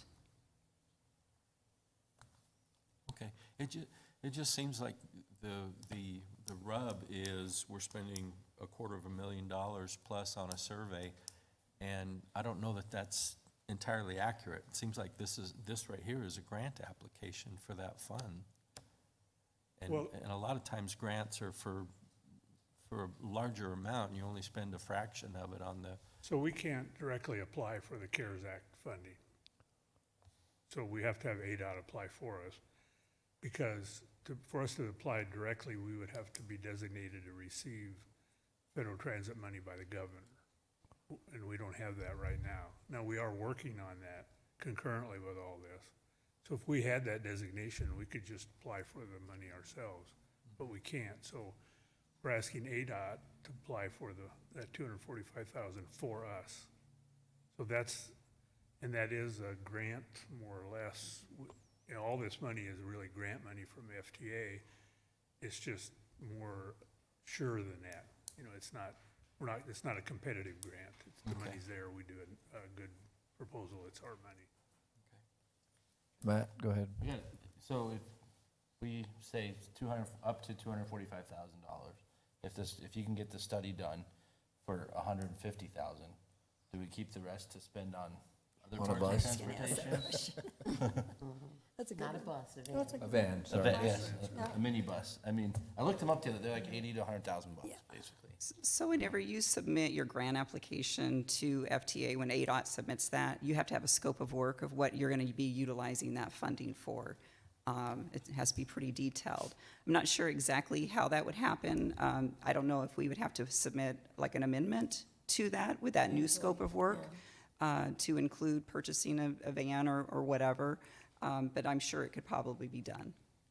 Okay, and again, it's important to talk to those, I'm sorry, Mayor, if I still can, to Go talk ahead. to those people, because a lot of employers I talk to, again, you know, when you're interviewing someone, can you make it to work? I mean, that's the most important part of work, right? Showing up. And if they can't get there, it's gonna hurt them, it's gonna hurt their employer, it's gonna hurt their family, it's gonna hurt everyone. So I wanna be clear, I'm not against this, but I want it faster and cheaper, you know, like everybody. I'd like to say something about the speed of all this. So I've heard a lot of people say, let's just start right now. Well, the problem is, we got all these hoops with FTA we have to jump through. Irene and I have worked up a schedule of all the different things we have to do to actually start a transit system. If we don't do the study, looks like the earliest we could actually start a transit system would be early 2022. And if we do the study, it would be later in the year in 2022. So it not doing the doesn't study delay it that much? Okay. saves us some time, but it's not a huge, that's like years or anything. That helps. Okay, that helps. Go ahead, Lisa. And I understand, I mean, of course, being on the committee, and I've worked with these guys over the years on all this, so I understand your concerns about spending this amount of money and why can't we just use this to go buy a bus? But like Dwayne, and Dwayne just said it, it's not like we just go buy a bus and start it. I mean, it takes so much more, and then we have to apply for the funding that we've been losing over the years. We've been giving away the money that has been allocated to the city of Casa Grande, to other cities. So even though we've moved on this, but now that we're getting closer, and I think with all of the planning and, it's in our strategic plan, we know that we need something in the city. So I understand their point on allocating, maybe not the whole 240,000, but a certain amount of it to update the study, because I know what's gonna happen is when we get this done, everyone in this council is gonna ask, did you talk to this employer, this employer, this employer, this apartment complex, this, whatever. So because we only had so much money at that time, and we were looking at the dollars that were going to be allocated to the city and how much we can do as a city. So we had, a recommendation, but because, this is, and you, please correct me if I'm wrong, but because, the funding that's available with the COVID money that is being offered for this study, this is a time to update it and reach out.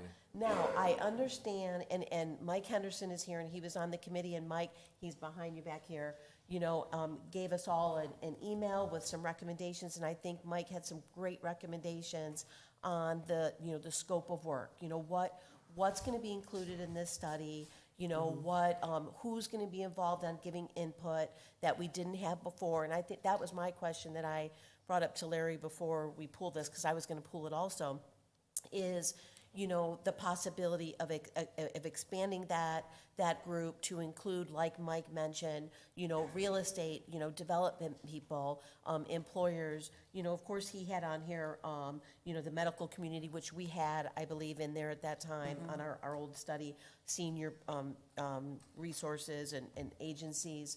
But just to expand that group to make sure we're getting input on what the updated needs are. And if we're gonna implement a system, we wanna make sure that it's as successful as can be. Now, Felice, you guys saw his email that said the demand response, he was against demand response, and I know the committee, the experts have told us we have to be cautious about a demand response, because the minute you put a demand response, and that's if someone's gonna go to your door and pick you up, the minute you put that in and try to go to a stop, where they're gonna, a bus stop, not bus, a van stop, Dick, people won't, because they're gonna be used to you picking them up at their house. So, these are discussions that there's been so much, and, but I do want you guys to know that the amount of money that was spent, and I truly do believe that this is something, because of the amount that's been allocated, due to COVID, that this can help us move closer to where we want to go. Now, the speed of it, I brought it up last meeting too. We need to move. Not 2 years down the road. And if we can bring it back a little and save some of that money, but $240,000 is not going to get us too much on the transit piece, but at least it can update the study.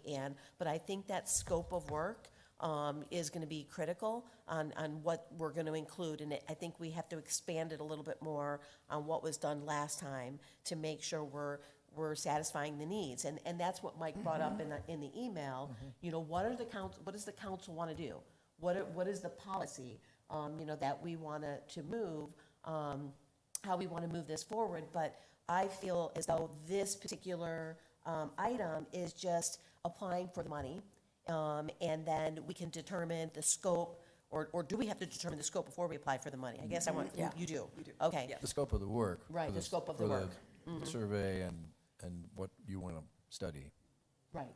And so maybe, like Councilmember Huddleston said, maybe we can take a look at that scope on what you are going to do more in writing, exactly what that scope is, and possibly the council can look at that to make sure that it's meeting our goals and what we would like to see. Just an idea, but I'm with you, Mary. I think this is something we It's really gotta be need to do, points. and I think it's Talk to the a way for us to users. get. You kind of outlined that already, didn't you? Did you guys kind of outline the scope of There work? was a Well, timeline. Yeah, there was a good Yeah. scope, but Lisa, Well, I it's will on say there. there was a good, so Yeah. when I saw that, In the presentation, the yeah, last. and I got excited about the scope of work. So, and the idea that that's the money available, that necessary, that's not what we're gonna spend. Yes, Matt. A really good thing you said, Lisa, and it's kind of funny, is everyone up here is going to ask, did you talk to these people? And you're absolutely correct, because we've been through that on so many different issues, so I appreciate that comment. I did, You're I absolutely You'll did, be the first one, Matt. I did send you, I sent both of you Mike's email, so you can see what he's talking about, and maybe take a look at some of those, Yeah, we've read those that. comments. Okay. And I want to say, I am in full support of us doing it. I think that the scope of work, and the one thing that concerned me was that Mr. Henderson was part of this, and he brought these concerns up. And so it made me step back and think about, at what level were those decisions made? And so that's my area of concern, so. Anybody else have any other comments? Okay. Can I get an ordinance number, please? Nope. Public comment? No. Nope. Oh, that's right, we already did it. No, because we don't have public comment right now. Okay. No. But,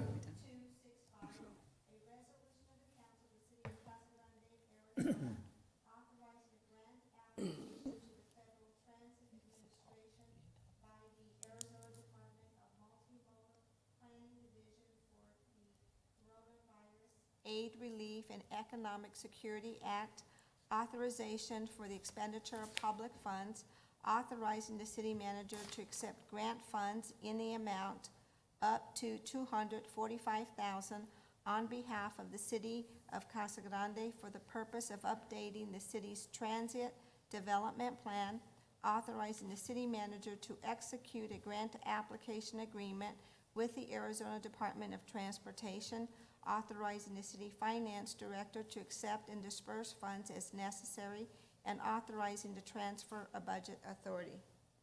Mayor McFarland, I move for the adoption of resolution number 5265. Second.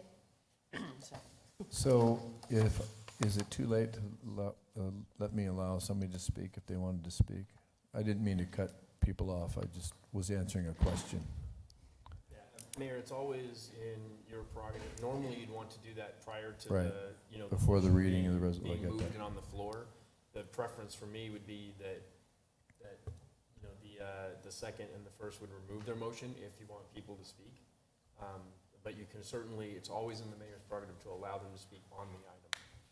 Okay. Do you all have a problem with that? Okay. John, we didn't remove it because you sent in a note, it was removed by Lisa, so technically. But if you'd like to say something, please. Don't have to, he'd prefer it, but we don't have to do that. Thank you Sorry, very much Brett. thank you very much for the indulgence, Mayor. John McGuire, 1748 North St. Francis Place. So I initially did mostly put the form in to make sure that the item did get discussed. I didn't think it was proper for it to be an agenda or a consent agenda item. But I do have some comments on this. I get it.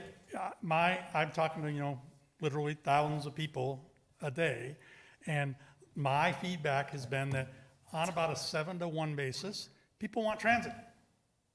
But on a 5-to-1 basis, they don't want to spend $250,000 on this study update. They get it that the money is guaranteed, the 2.5 million, if I remember correctly. And so there would be 2.25 or 2.3 million left. All that's just fine. People have just said, we've already spent $100 and something thousand less than 2 years ago on a study, and now we're going to spend up to, I get it. But I can tell you right now, the comments are going to be, you approved $245,000, the study's going to come back at $244,900. That's just their feeling about it. And so I really, really want to impart that we should consider the internet's a wonderful thing, as we're all finding out now. Can we do a study polling from the city standpoint using the internet somehow where it doesn't cost $250,000 to send mailings and the Excel spreadsheets these days can do calculations pretty quickly. And so I just think there's a lot of ways where the public would be happier to support the eventual goal of transit. They support that, but they're tired of the city doing study after study after study on the issue. So just keep that in mind as you're about to take your vote, and I appreciate that. Thank you. I guess I can't ask a question, huh? Of John? Okay. All right. Go ahead, Mike. Not a fan for long meetings, but I just want to make one comment. I'm a very strong supporter of transit. I'm sorry, it's 1343 East Kingman Place. And I have been ever since before I got on that group, and I thought it was an excellent group and did really good work. All I think is we didn't have our job well defined last time by you. You're the policy guys, and you're the one who got elected and talked to all the people, and I was trying to suggest a tool which might help you provide some high-level policy guidelines so that we don't ask the technical group to be making policy. And I know it costs money, and I know it's work, and I still think we ought to do it. Thank you very much. I know you read that, and I appreciate your concern. All right, thanks, Mike. Thank you. Okay, so we have a motion and second on the floor. Correct? So it's still on the floor. So Gloria, can I get a roll call vote, please? Yes? Yes. Councilmember Herman. Yes. Councilmember Kortson. Yes. Councilmember Powell. No, and I'll tell you why. I would like to see a financial performer that shows what this money does, how much we're gonna have to come up with down the line on this. These things lose money, we know that. And as I say, I hate to vote for something that we get a plan for and then find out we really can't afford it or it's not cost effective. So that's, I'm gonna vote no on it until I see a financial performer that says that it would be a benefit to us. Mayor Pro Tem Fitzgibbons. Yes. Mayor McFarland. Please take a look at Mike's suggestions in there, and maybe we could sit down to sometime in the next week. I vote yes.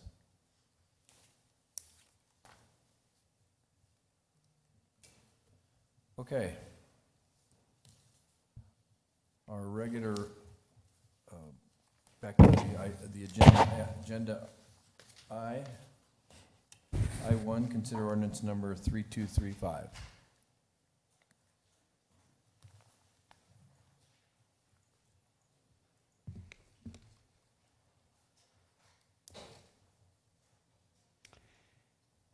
Thank you. Staff recommends that the mayor and city council authorize the city manager to sign a land lease agreement between the city of Casa Grande and Cannon Hill for land lease that lies under site number 7 within the city of Casa Grande's municipal airport private hangar lease plan.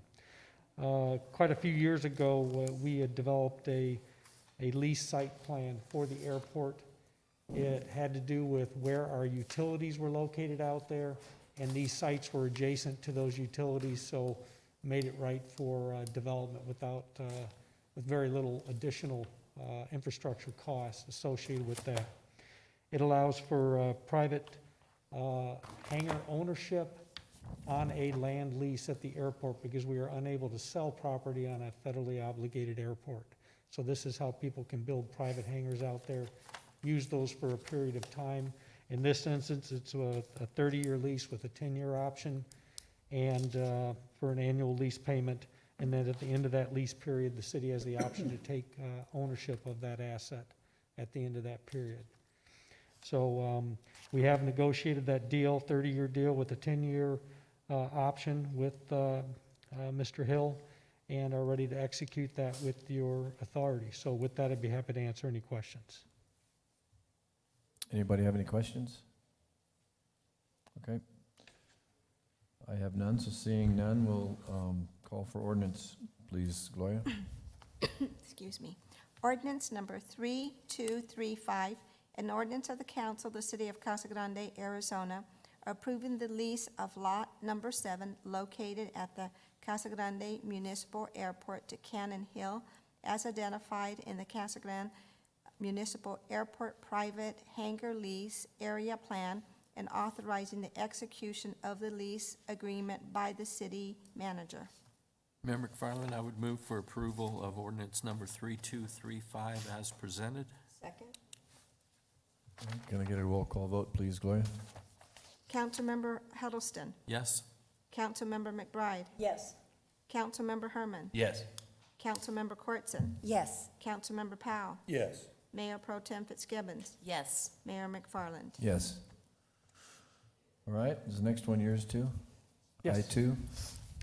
Thank you. Staff recommends that the mayor and city council award a contract for professional services to Sunrise Engineering in an amount not to exceed $70,000 for providing professional services to update our sanitary sewer capacity.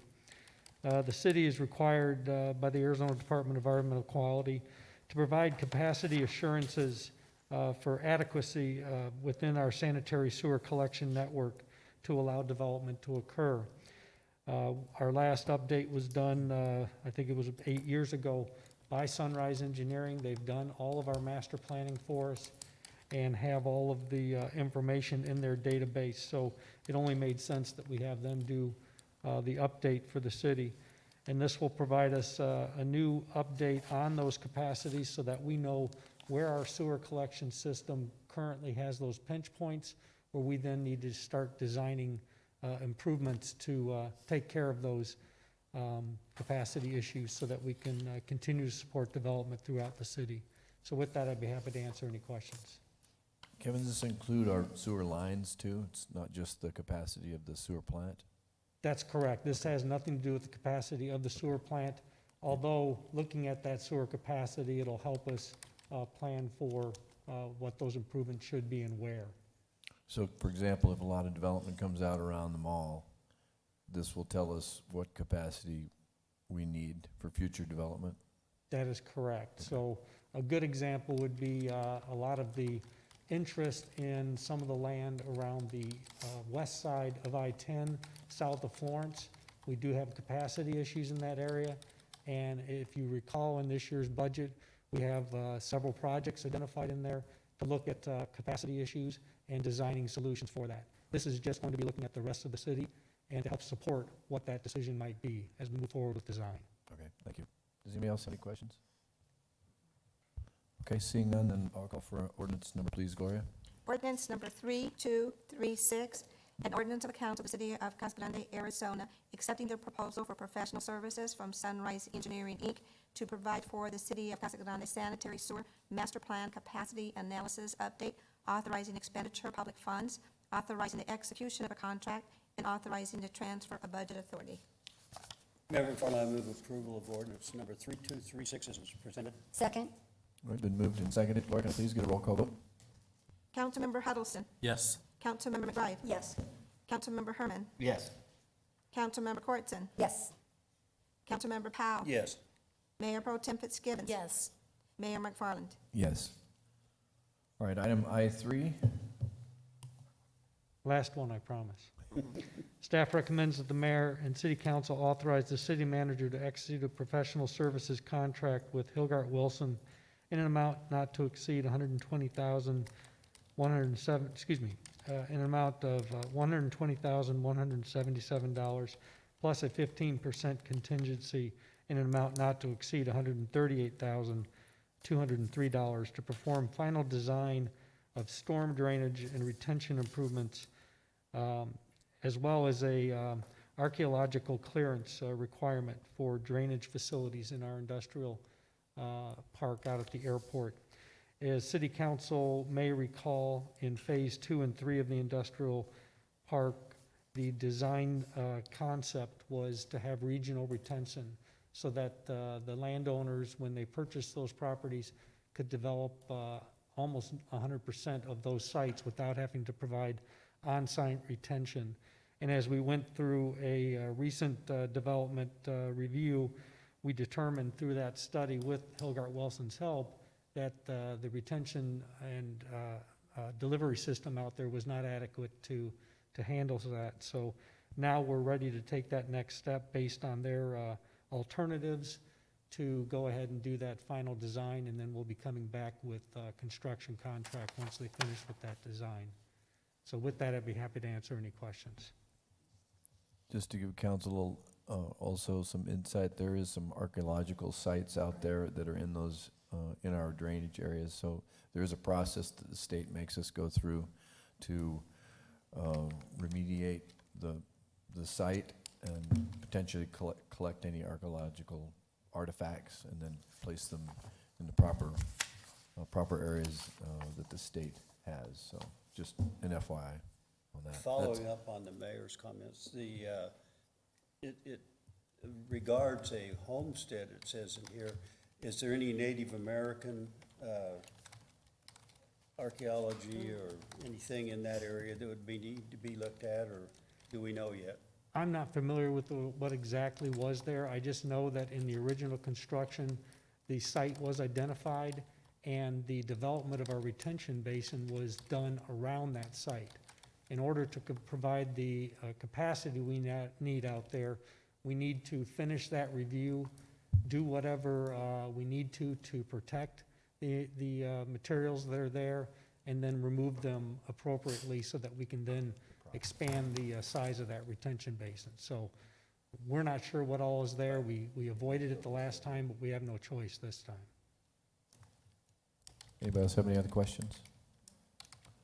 Okay, seeing none, then I'll call for an ordinance number, please, Gloria. Ordinance number 3237, an ordinance of the council of the city of Casa Grande, Arizona, accepting the proposal for professional services from Hilgart Wilson LLC to provide stormwater system design and archaeological services for the Casa Grande Airport Industrial Park, authorizing expenditure of public funds and authorizing the execution of a contract. Mayor McFarland, I move approval Ordinance number 3237 as presented. Second. All right, it's been moved and seconded. Gloria, can I please get a roll call vote? Councilmember Huddleston. Yes. Councilmember McBride. Yes. Councilmember Herman. Yes. Councilmember Cortzen. Yes. Councilmember Powell. Yes. Mayor Pro Tem Fitzgibbons. Yes. Mayor McFarland. Yes. All right, next item on the agenda is I-4, consider ordinance number 3238. Mr. Hardesty. Yes, thank you, Mayor and Council. Staff is recommending the Mayor and Council approve a purchase agreement with Suncor Industries doing business as Desert Golf Cars in the amount not to exceed $185,520 for the purchase of 70 Yamaha golf carts for use at Dave White Golf Course. This agreement would also include trading in the current fleet of 60 E-Z-GO carts. The current fleet of carts at Dave White was purchased in 2016 and has been used for the last 4 golf seasons. During that time, the course has played over 200,000 rounds of golf, setting records for both rounds and revenue. The fleet has been assessed by staff and determined that it's reached its economical, useful life and qualifies for replacement. These cars come with a very good trade-in value and provide good resources to assist the cost of the new fleet. A couple items of note. We've had over $5,000 in repairs in the last 6 months. The current fleet is out of warranty, and we've had a part in the clutch system that was replaced on every single golf cart. It's currently failing again.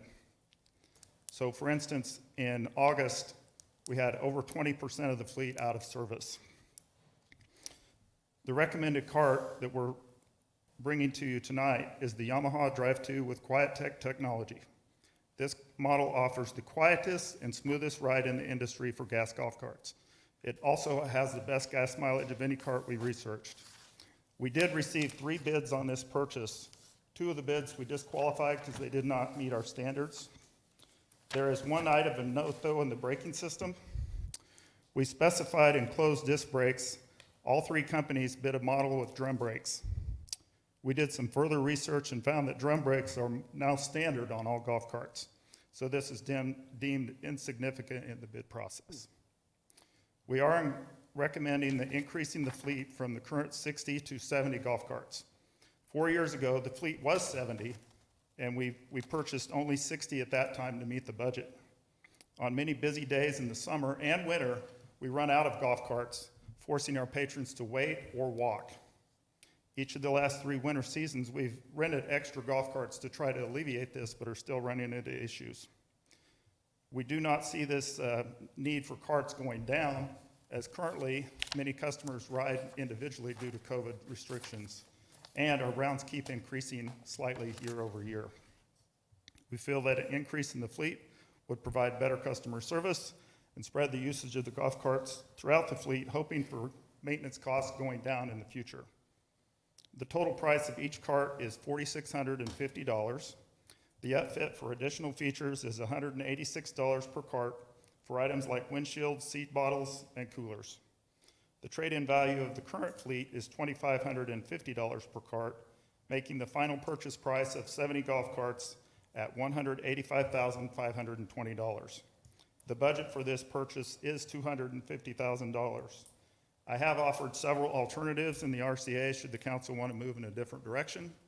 And at this time, I'd take questions. Yes. So are you imagining the idea that there are people that will just walk away if they can't have their cart? Well, In other words, we're running low on carts because 20%'s out of commission, and now we have people go, well, I guess I'm not golfing today. It puts a Lost crimp revenue. on our time for sure, because the golf industry is done on tee times. And so Right. if you're waiting for cart, many people do not play it if they can't ride. Now, we do Right. have a decent amount of people that will walk.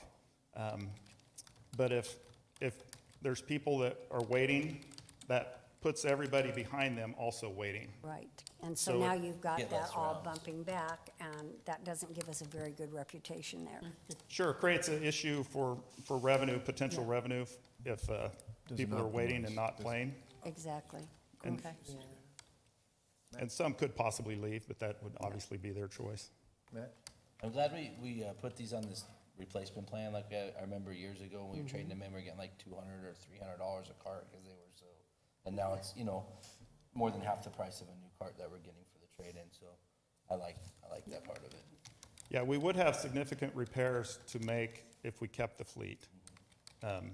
We've tried to keep the repair costs at a minimum because we knew we were bringing this topic to you, so there's a lot of things that we need to do to update them if we kept them. Mr. Powell? I just have a question. I don't golf. How are those things motivated? Are they electric? Are they fuel? No, these are gas. Gas, okay. Yeah, we don't have the capability for electric carts because we don't have the setup for electric in the cart shed. No, I was just curious. Yeah, yeah. They do make electric golf carts, though. Yeah. Lisa? Do we always switch out all of them at one time? Have we ever done it? I just can't remember, because I know we've replaced them in the past, but does it make sense to do half and half, or, oh? Is that something you guys talked about or something? Well, no, I was getting some information from Larry since he has more historical knowledge than I do. Yeah. But- Yeah, because you haven't been here as long. Right, right. Larry's telling me that at certain points in our career, we've replaced a certain number of carts Yeah. every year. Okay, Where I worked previously, we did a variety of different ways, methods to do it. Obviously, when you bid more carts, you get a better price, and you get better trade-in. I've seen a course that bought 10 per year, every year, and tried to rotate them. What we found when we did that was that the oldest carts, nobody wanted to use. You know, they'd say, I'll wait, I want that better one that's coming in off the new one. You know, and then your maintenance costs were not consistent because you get different models. right. And Okay. sometimes during the bid process, you might have completely different companies. And so Right. then you've got 2 or 3 different companies, 2 or 3 different models. For And maintenance and It's- everything, so. To me, it's cleaner. My recommendation, it's cleaner to it's- trade them all in at once. Okay, Just speaking from personal experience, because I do golf out there, Mm-hmm. they even look for the cart numbers now. Because some carts are faster than other ones. I'm just saying. No, that's good to know. And these That's are good to know. all the same like age in carts. Disneyland when you wait for the green car. Yeah, yeah, Yeah. Or the exactly. green one. Yeah, the green one's faster. Exactly. I like bingo.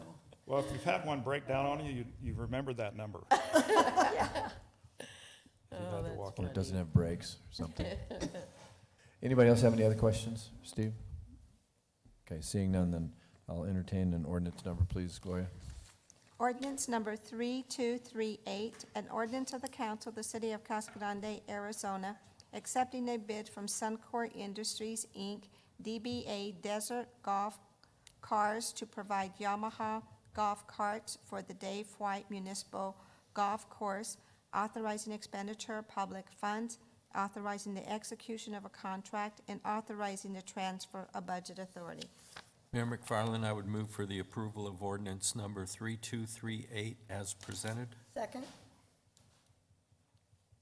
All right, it's been moved and seconded. Gloria, can I please get a roll call vote? Councilmember Huddleston. Yes? Councilmember McBride. Yes. Councilmember Herman. Yes. Councilmember Cortson. Yes. Councilmember Powell. Yes. Mayor Pro Tem Fitzgibbons. Yes, Mayor McFarland. Yes. Right, next item is item I-5, ordinance number 3239. Thank you. I have this one also. Staff is recommending the mayor and city council authorize a purchase agreement with Cactus Asphalt in an amount not to exceed $152,219.84 for the repair of asphalt parking lots at Dave White Park, Valago Park, and Paul Mason Sports Complex. Staff is requesting this authorization using an existing Pinal County job order contract number 175923. City has contracted with Cactus Asphalt and Pass and pleased with the work they have done for the city. In fact, I believe in the consent agenda, there was a previous item with the same company. Routine maintenance of the asphalt parking lots has not been done for several years due to budget constraints and other priorities. We recently assessed the largest and most utilized parks and prioritize the work needed in these locations. We also utilized Kevin's public works staff to give us some recommendations and guidelines as we're moving through the process. The parking lot at Paul Mason Sports Complex and portions of the lot at Dave White Park will need the most extensive repairs and maintenance. This will include a little bit of removal and replacement in the worst spots, a lot of crack sealing, and seal coating the entire parking lot. Valago Park and other portions of Dave White Park will only need standard asphalt maintenance. The project was previously approved in the CIP process at $150,000. It's slightly over that. The JOC that we received is slightly over that at $152,219. Because all 4 areas can be done for this amount, staff is recommending that we fund from 2 different sources to go ahead and complete the project all at one time. So $150,000 would come from project 19020 in the CIP. The remaining $2,219 with the recommendation from finance would come from unused funds in the 4th of July event. And at that, I would stand for questions. Anyone have any questions? Oh, sorry, Lisa. As far as the time, you know, because of course now we're getting into busier time when people are out at the parks and stuff. So that's my only concern is, you know, as you do it, especially at Paul Mason, you know, are you going to do it in sections where people can still park and get around the parks? Yeah, we're definitely going to have to work around that, work around the schedule. We want to keep all parts of the park open at different times. For instance, the dog park will need to figure out a way to have people still utilize the dog park. We would look at our game and practice schedule, but we will keep a portion of every park open. We'll never close the whole park just for the parking lot. Okay, Well, good. And then, Paul Mason has some other alternatives too, because it's got some dirt parking. Correct. right, out there. but that dog park, and that's a good point, because But you can park I'm one of in the those dirt. dog park people. You will see me there. Now I have my new dog, we adopted a dog, so, but, you know, but people really do. I mean, there are regulars there, but so, you know, that part of the park, it's a little bit tougher if Yeah, it's we'll on the other definitely. side. And Dave White Park has the same situation. And Well, when Valago you, does too, so we'll have to work on all of it. We did this kind of maintenance at the rec center when we had a flaw in the oh, asphalt, and we did it half at a time. okay, good. So we were able to direct traffic to the other half. And Do you plan in the next few months to get going on that, or what is the timeline? yes, you know, after we do the procurement policy and then follow the waiting period, we'll get on their schedule as soon as we can and get a PO. Okay, We're a little bit at the mercy of their schedule, Okay. but I'll try to get in ahead of Kevin. all right. Okay, thank you. Yeah, Bob? I may have a lapse in memory here, but didn't we own or buy a paving machine to do parking lots? Road repair. Yes, that's correct. We do have our own paving machine. However, the treatments that we're doing are preventative maintenance, and we do not have that equipment or the capability of providing that maintenance treatment. So what they're doing is they're doing a seal coat, crack sealing, and those types of things.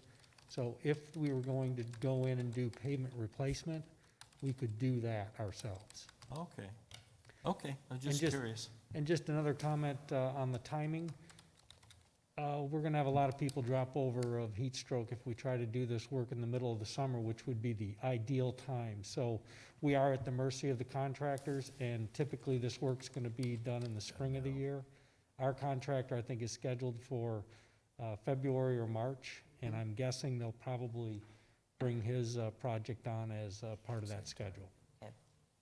Kevin, is Cactus working on the south side? No, that's actually Allison Mills, our local contractor. And they're about 2/3 of the way done, so. Yeah. Any other questions? All right, seeing none, then I'll call for an ordinance number, please, Gloria. Ordinance number 3239, an ordinance of the council of the city of Casa Grande, Arizona, accepting a proposal from Cactus Asphalt, a division of Cactus Transport, Inc., for the asphalt pavement maintenance and repair services for the city's parks, parking lots, authorizing expenditure of public funds, authorizing execution of a contract with or purchase order to Cactus Asphalt, a division of Cactus Transport, Port, Inc., in accordance with the terms and conditions submitted to Pinal County and authorizing the transfer of budget authority. Mayor McFarland, I move approval of ordinance number 3239 as presented. Second? All right, it's been moved and seconded. Gloria, can I please get a roll call vote? Councilmember Huddleston. Yes. Councilmember McBride. Yes. Councilmember Herman. Yes. Councilmember Cortson. Yes. Councilmember Powell. Yes. Mayor Pro Tem Fitzgibbons. Yes. Mayor McFarland. Yes. All right, item J. There's two action items on here. One, I need a motion to accept Fred Tucker's resignation from the Planning and Zoning Commission. Second. All right, it's been moved and seconded. All those in favor signify by saying aye. Aye. Aye. First of all, thanking Fred Tucker for his service on the board. Yep. And next then, I'll need a motion to approve Rick Peters, who's here tonight. Rick, stand up. So thank you very much for volunteering. We appreciate it. It's, we doubled your pay, so you should be set for retirement for the rest of your time. Yeah, and I'm sorry that you were kind of at the end of the agenda, so apologize.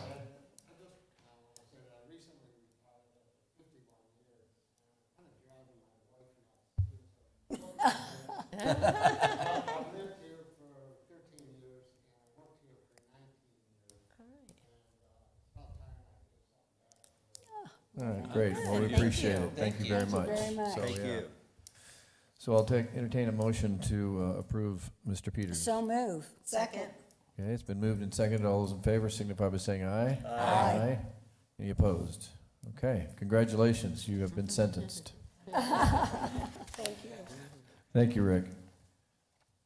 And please, if you see Fred, I know you talked to him, so if you see Fred, tell him we said thank you too. Okay, thank you. All right, we don't have any item K, right? Nope. Okay, move to the item L's. Another couple gentlemen who have been here patiently all night. We'll serve them right to make public hearings. They Yeah. always are last on our agenda, so I apologize. Resolution number 4360.19.1. Mr. Tice. So, Mr. Mayor, members of council, actually, these items L1 and L2 are related. One's an amendment to the general plan, a minor amendment, and the other is actually an amendment to the PAD. So if it's okay with you, I'm going to make the presentation for both items at the same time. Yeah, please do. So the Desert Rose Development Group is requesting approval of a minor general plan amendment and an amendment to the Casa Grande Crossings PAD in order to construct a 284-unit gated apartment complex on 14 acres located within Parcel 3 of the Casa Grande Crossings. You know, we don't often see minor amendments to general plans. You've considered major amendments to the general plan, which by state law is only once a year. However, our code does allow for minor amendments as well to be considered at any time in conjunction with rezonings. So that's what you're seeing tonight, and I'll talk a little bit more about what the actual minor amendment is. And of course, a PAD amendment, you're quite familiar with. I'll back up a little bit. So the site, 14-acre site, is on Camino Mercado, south of Florence, just across from where the U-Haul project is, and south of the Palm Center. By Dutch Bros. Pardon? Just down from Dutch Bros. Down from Dutch Brothers, yes, sir. So the proposal, the reason that the minor general plan amendment and the PAD is needed is because the applicant proposes to build this apartment complex. Planning Commission did consider a major site plan in conjunction with these two applications. That major site plan is approved by Planning Commission contingent upon the general plan amendment and the PAD amendment being approved by council. So the actual major site plan for this does show the 284 apartments consisting of 10 3-story buildings on the perimeter of the site, as you can see there, and 10 2-story buildings more on the interior. The 2-story buildings have been placed there because the adjacent land use to the west and to the south is currently programmed for single family, and to make it a little more compatible, the lower height buildings were put on those perimeters. So the current zoning for the Casa Grande Crossings PAD is for multifamily, but it limits the total number of dwellings to 207. So there's an increase in numbers of dwellings that the applicant is proposing. So a major amendment to the PAD is required to increase those and to change the development standards. However, we can't do a PAD amendment unless we're in compliance with the general plan, and in this case, we're not. The current general plan designation is commerce and business. Commerce and business, although it allows multifamily in our R3 zone, it does not allow multifamily in a PAD. That's one of the changes we're going to be making to our new general plan that I mentioned earlier tonight. So essentially, they could not build the apartment, or not very easily build the apartment, in the commerce and business. However, they are asking for a change to community center. You can see the community center land use category in red just to the north of it. It kind of touches at that one point. And so the proposal is to change it from commerce and business to community center, because community center allows both commercial and multifamily residential land uses. Essentially, this area is going to become more of a mixed-use area with both residential and commercial and service uses. So that's the proposal for the general plan, from commerce and business to community center. As I mentioned, our current code does allow these types of general plan amendments to be considered anytime in conjunction with the zone change. If you meet certain criteria, you can see the matrix in terms of going from what land use classification to another. And so in this case, it's going from commerce and business to community center. It's allowed as long as it's not over 20 acres. In this case, it's 14 acres. So a minor amendment is allowable application to be considered. As far as the PAD amendment, this is part of the Casa Grande Crossings PAD. It is a site that's programmed for multifamily, however, for a little bit lower density than what the applicants are proposing to build. This shows you the actual current PAD and its proposed amendments. The units that it's approved for is 207. The applicants are proposing 284. The current density is at about 411. And they're proposing to push that up to about 20 DUs, which is allowed in the community center land use category. And it's also limited to all 2-story buildings, and they are proposing to have 2-story and 3-story buildings. This 3-story would be as tall as 40 feet, so there's a slight increase in building height. PAD amendments have to follow comply with a certain specific criteria. They've all been covered in the staff report that we attached to the RCA, so I'm not going to talk about all of these. If you have any specific questions, I'd be happy to answer those. I want to let you know that the Planning Commission at their September meeting did recommend approval of both the general plan amendment and the PAD amendment to City Council. So that concludes my presentation. Thank you, Paul. Does anyone have any questions? I know this is a public hearing, so I can throw the questions to you all first, and then we'll open the public hearing. Bob? We have a hotel approved for just east of there, don't we? It's across, yeah, almost We across the do, street. yes. And south of the U-Haul. Yeah. My only concern is the current status and the future of Camino Mercado.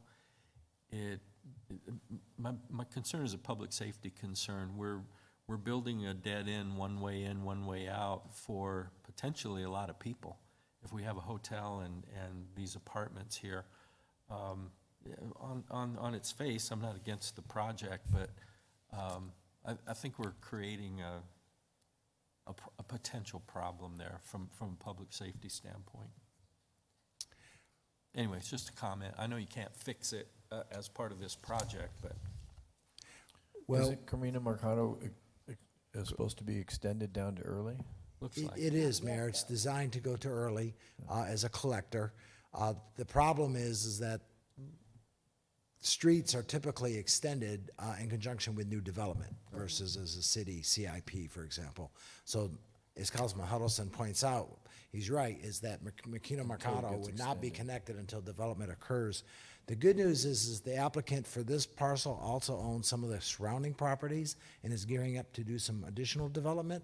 So he will be, I'm pretty sure, extending Warren Way over to the west to connect to that street network, and eventually extending Camino Mercado as well in the near future. So we actually are seeing a lot of development activity in this particular corridor.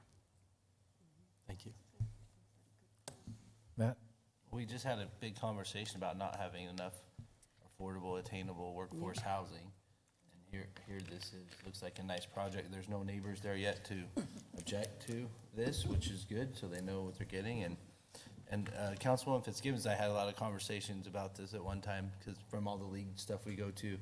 And, you know, as a city, we don't build we don't build apartments, we don't build houses, but what we can do is zoning stuff, and that's in our thing, and so we can help these guys, or this group, I'm sorry, to put in, the right place, the right product.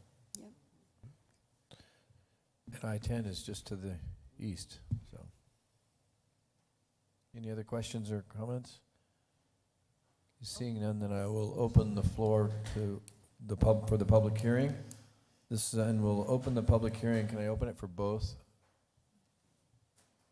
Brett? No, we should do the public hearings one at a time. One at a time. Public hearing, then vote. Then vote, then, public okay, hearing. okay.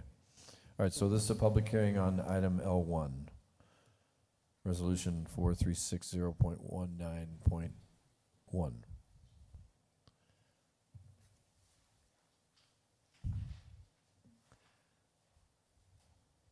Good evening. Please state your name for me and your address. Jeff Shumway, 20343 North Hayden Road in Scottsdale, 85255. I'm the president of Desert Rose Development Group, and I just want to, number one, follow up on Mr. Tice. We have now purchased the 132 acres that is west of and south of parcel number 3. Everything that you see in yellow there. We are also working with the city on Warren Way. There will be a sewer extension that will actually run from the corner of Warren Way and Camino Mercado west to Hennis Boulevard to tie into the sewer there. As we tie all of that in, Warren Way will end up being improved, and we'll tie in, and I apologize, I drove by it this evening on the way in, but the extended stay hotel has a traffic light on Florence Boulevard. That road will be extended down to Warren Way, so to address your concern, we'll have exits to Florence Boulevard in 2 separate directions. Now, I'd like to tell you that we'll get down to Early Road right away, but who knows? The other thing I wanted to do is just let you know how much we've appreciated working with the city staff. They have been extraordinarily proactive in our view. We do work in larger counties and larger cities, and it is a pleasure to be in Casa Grande.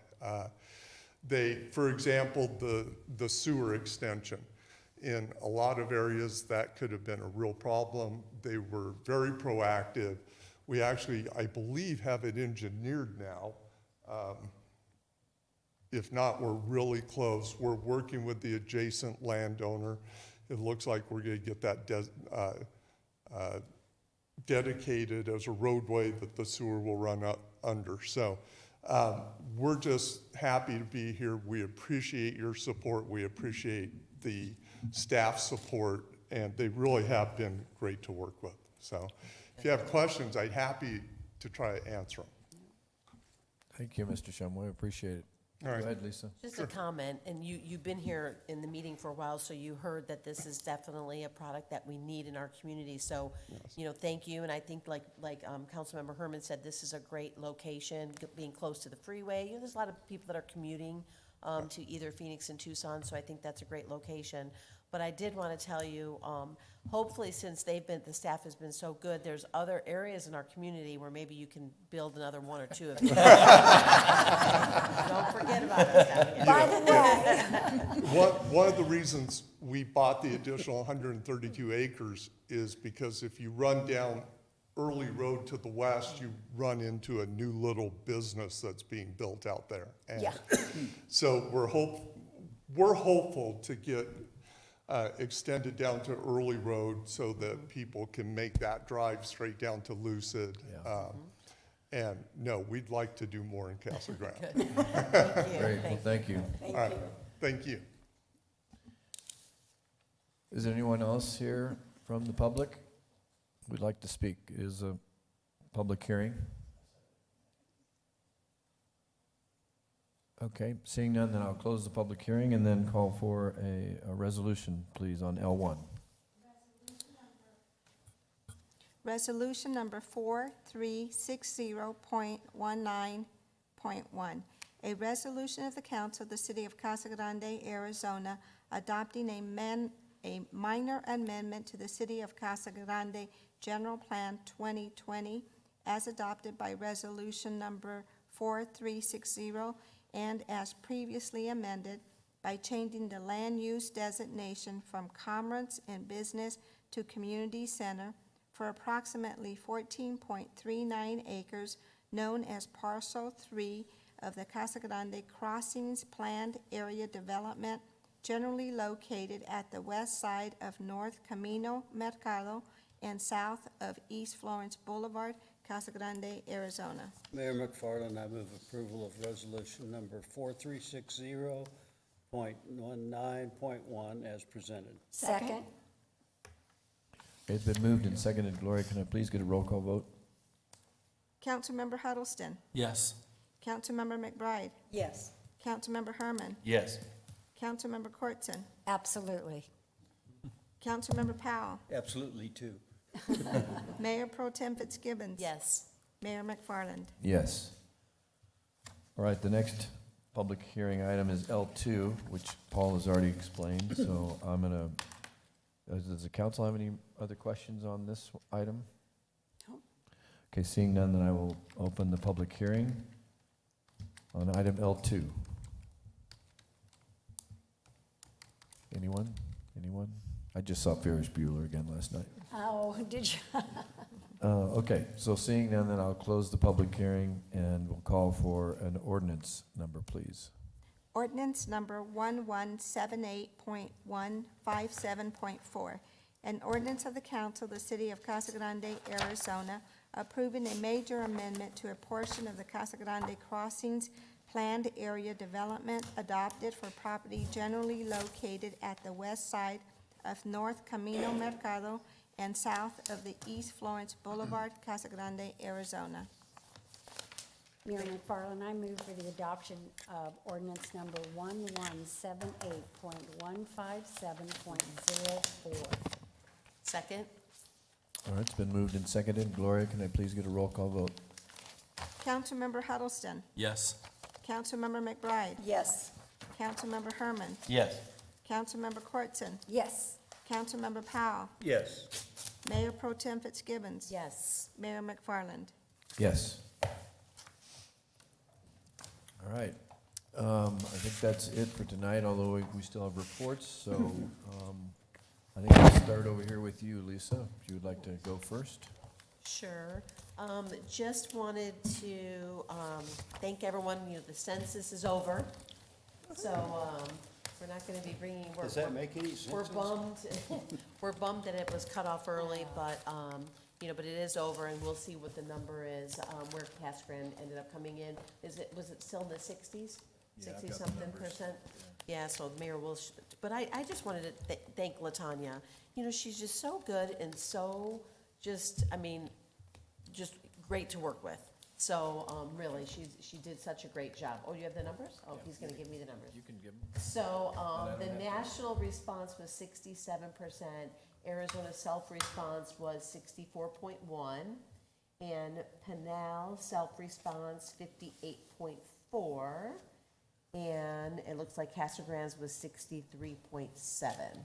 Right. So, That's just the self-response, so Yeah, for those the who self. reported and not the ones that we went out and counted. door to door and everything, so we'll see So in that the end number's where it higher. came in, where it comes in.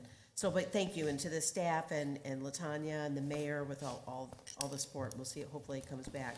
And also the school districts, all their help, and Ralph and Blanca Varela. They were so involved in getting this done, so thank you to them. Just a reminder to everyone, that the application for the COVID relief, the PPE, funding is available. It's online now. So any business, nonprofit, church, that has, can submit receipts that they spent money on COVID for their business, they are allowed to get $2,500 back if they apply for this funding. So that's out right now. So please apply. And it's just a small application, isn't that right, Stephen? I mean, it's just, Just have to show your receipts. just show the receipts and for a certain time period, and it's up to $2,500. So please tell your friends, family, businesses, everyone to make sure they go online and get that application. And as far as holidays, I know Steve Hardesty is still here, but I just wanted to thank you and your staff for your creative ideas on moving forward with holidays. You know, it's been such a tough time for families, and, you know, with holidays coming up, it's hard, you know, how do we plan? So I think some of the ideas that you guys have come up with the Halloween, the fall fun, month-long, there's different activities. If you go on their website, you know, they have a creative clue game that the mayor, I haven't really looked on how the game works, but it's like Clue. The city's gonna help me find my gavel. Okay, okay. yeah, So that's a fun, The creative gavel's way. gonna go missing. Okay, so the city gets to find it, so, and then there's like activity, kits that are available for families if they wanna go and pick them up, so, in a virtual contest, costume contest and everything, so, you know, so there are some activities. And then, of course, with Christmas and the Electric Light Parade, we're trying to move forward on a different way of celebrating that. So I just wanted to thank you for that and tell, you know, families to hang in there, we're gonna get through this together, and, you know, we'll still be able to celebrate, and some of the traditions just a little bit different this year, so thank you. Bear with us. Mr. Powell? Well, I'm going to make John happy. In my driving around, there is construction going on everywhere. I mean, it's pervasive. Right, John? No, I really don't. I know one thing that is a problem. We have more. Larry his Cowboys are playing Oh, that's the right. Cardinals right now, and he doesn't know how they're doing. Yes, he does. I'll check. Yes, you do. Did the Cardinals win? Oh, that means the Cardinals won. Yeah. Woo-hoo. Sorry, Larry. My husband's happy, but Larry, my I was son trying to isn't. help you. That means I'll be happy. All right, Is that Lisa? I'm Mary, I'm sorry. God, I haven't done that in a while. And you did, he called you Lisa It this just morning. turned around. You are. Spreading the love around. Mary? Yeah, so I have a happy Get me off the hook husband, here. but a sad son on the game. And speaking of football, we've been enjoying over the last 3 weeks, watching the football teams play, the high school games play, and it's just been so nice. The kids are out there playing, the cheerleaders or the spirit lines doing their thing, the band's out there doing their thing, and all, and I'm just really proud of them. And can I say go Union? Heck yeah. You have a grandson that's doing I pretty do. darn I good, have a don't you? grandson that plays for Union. He's a senior, and then I do want to thank everybody. John, I mean, so many people were part of this general plan, and just going through it, I mean, it really addresses a lot of issues. Yeah, there's always going to be something and that, but I can't even imagine taking, and I don't know who really did this, that took all of those meetings and all of those comments and everything else and put them into this nice little book, but it's wonderful. And I really hope that, are we gonna have copies of this, I would assume, at the library and that, if people really wanted to go through this? It's online. Well, I know it's online, but a lot of people, I wanna touch, this, I wanna touch. I'm a very much online person. No, I You want. can download it, I want the book. The and you book. can Do print we it have- off on your own printer. Could you please put a you know how to couple of download, I can copies in help you. each library so that our citizens can go, because it is a beautiful book. It really is. It's very beautifully put together, and I just want to thank them. Give them your book after you're done And I reading just it. want to say that I was very disappointed that our census was cut short. And that's all I'm going to say about that. Okay, Matt? Thank you. Did the shredding last weekend not immediately pass, but the one before? Thank you. And did over 2 tons of paper, and the youth commission got about $1,689.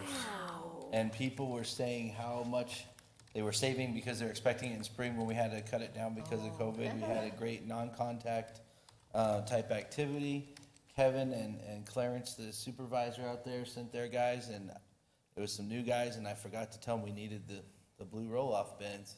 So they went right back, got them cleaned up, and thank goodness.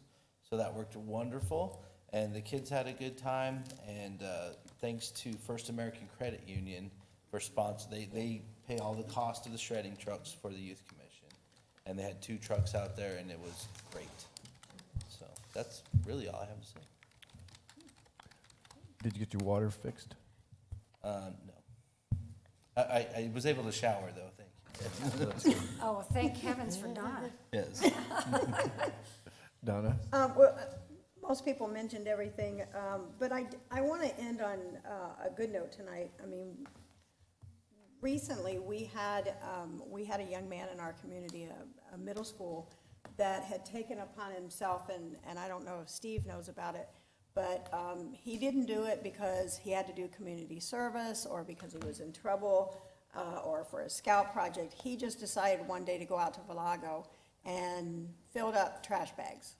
And his mother was really proud of him and had posted on social media, and I got a hold of it and ended up corresponding with him by mail. And he wrote me back, and he was out behind Siegel Sweets this past weekend.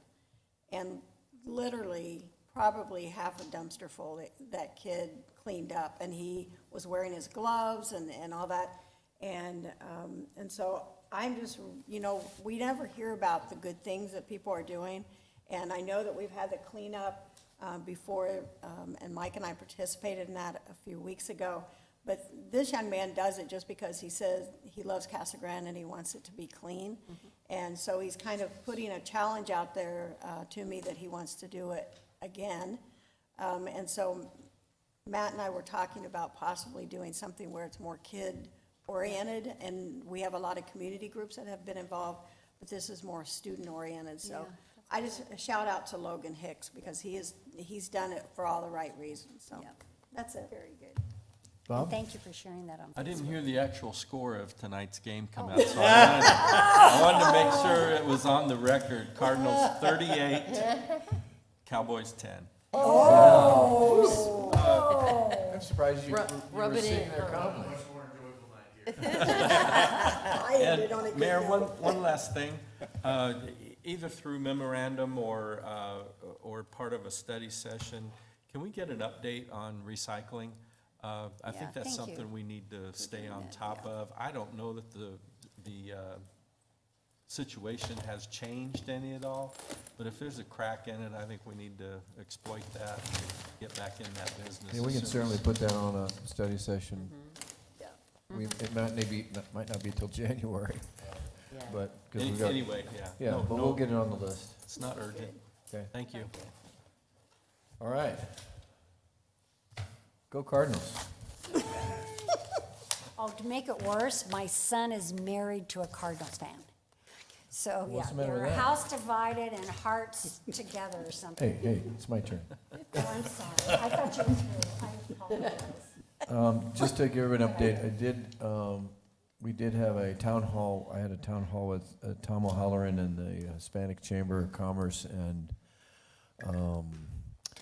one other city, and I can't remember the name of the city. Anyway, last week, it was pretty interesting, and had an opportunity to talk about the Chamber of Commerce and what we're doing for business here, as far as COVID and how it's affected our businesses and really what the Chamber is doing in cooperation with the city. So it was a good report. I think it came off pretty well as well.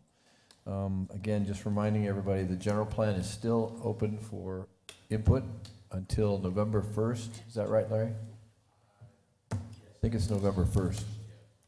So please go online. You can put direct comments under each of the subjects. That's the best way to give feedback to the city, and I know that we're looking at all of those comments, and we'll make adjustments if necessary. Just to give everybody an update on COVID, since it's my favorite subject. What's that again? So right now, we're sitting at, and I do want to give a shout out to the city of Casa Grande, because the citizens of our community really are doing an excellent job. And I would ask and implore you to continue. I know everybody is stir crazy.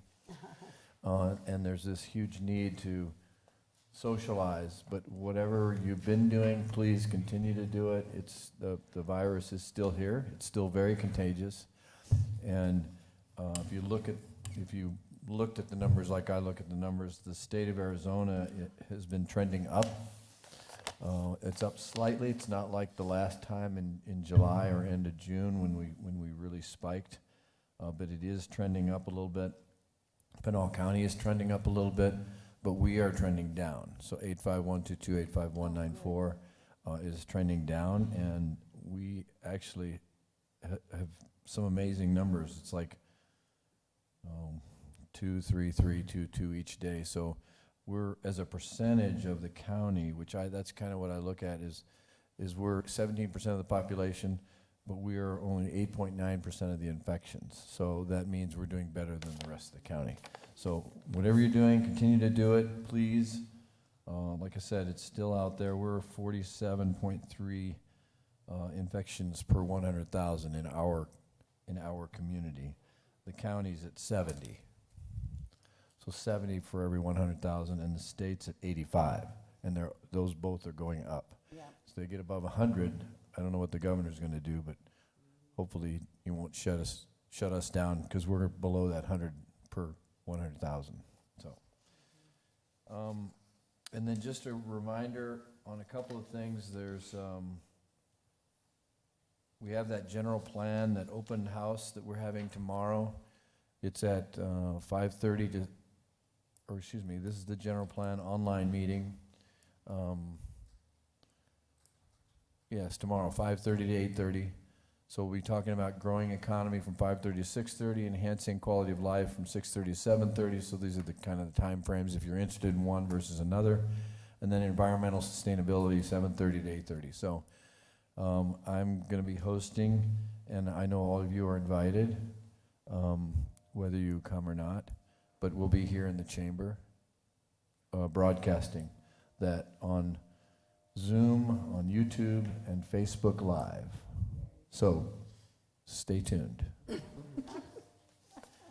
then there's one other thing, and I know Lisa mentioned it, so I won't, but all the holiday stuff, go ahead and go look online. There's a bunch of all the times and all the events. It's a lot of fun stuff. The Clue game is going to be kind of a lot of fun, because literally someone's going to steal my gavel, and then the city's going to help me find it. So it should be fun. The stand down for the veterans, the Pinal County veterans, is November 14th. So if you want to mark your calendars from 7 to noon, it's at the HOHP Transition Center, which is out on McCartney. It was the old Horizon house that was way out there on McCartney. So please support our veterans. And then I'm super excited about the RFQ that went out, and we're looking for a request for qualifications for our community trail. between Truckle and Peart. So that's exciting. It's really the first major piece of our trail system that we've put out for, not for bid per se, but it's for a request for qualifications. Are those cement or are they dirt? I think they're gonna be a combination, Mr. Powell, depending on where they run. Kind of want to avoid cement because it's Yeah. not good on your joint. Anyway, sorry. Oh, sorry.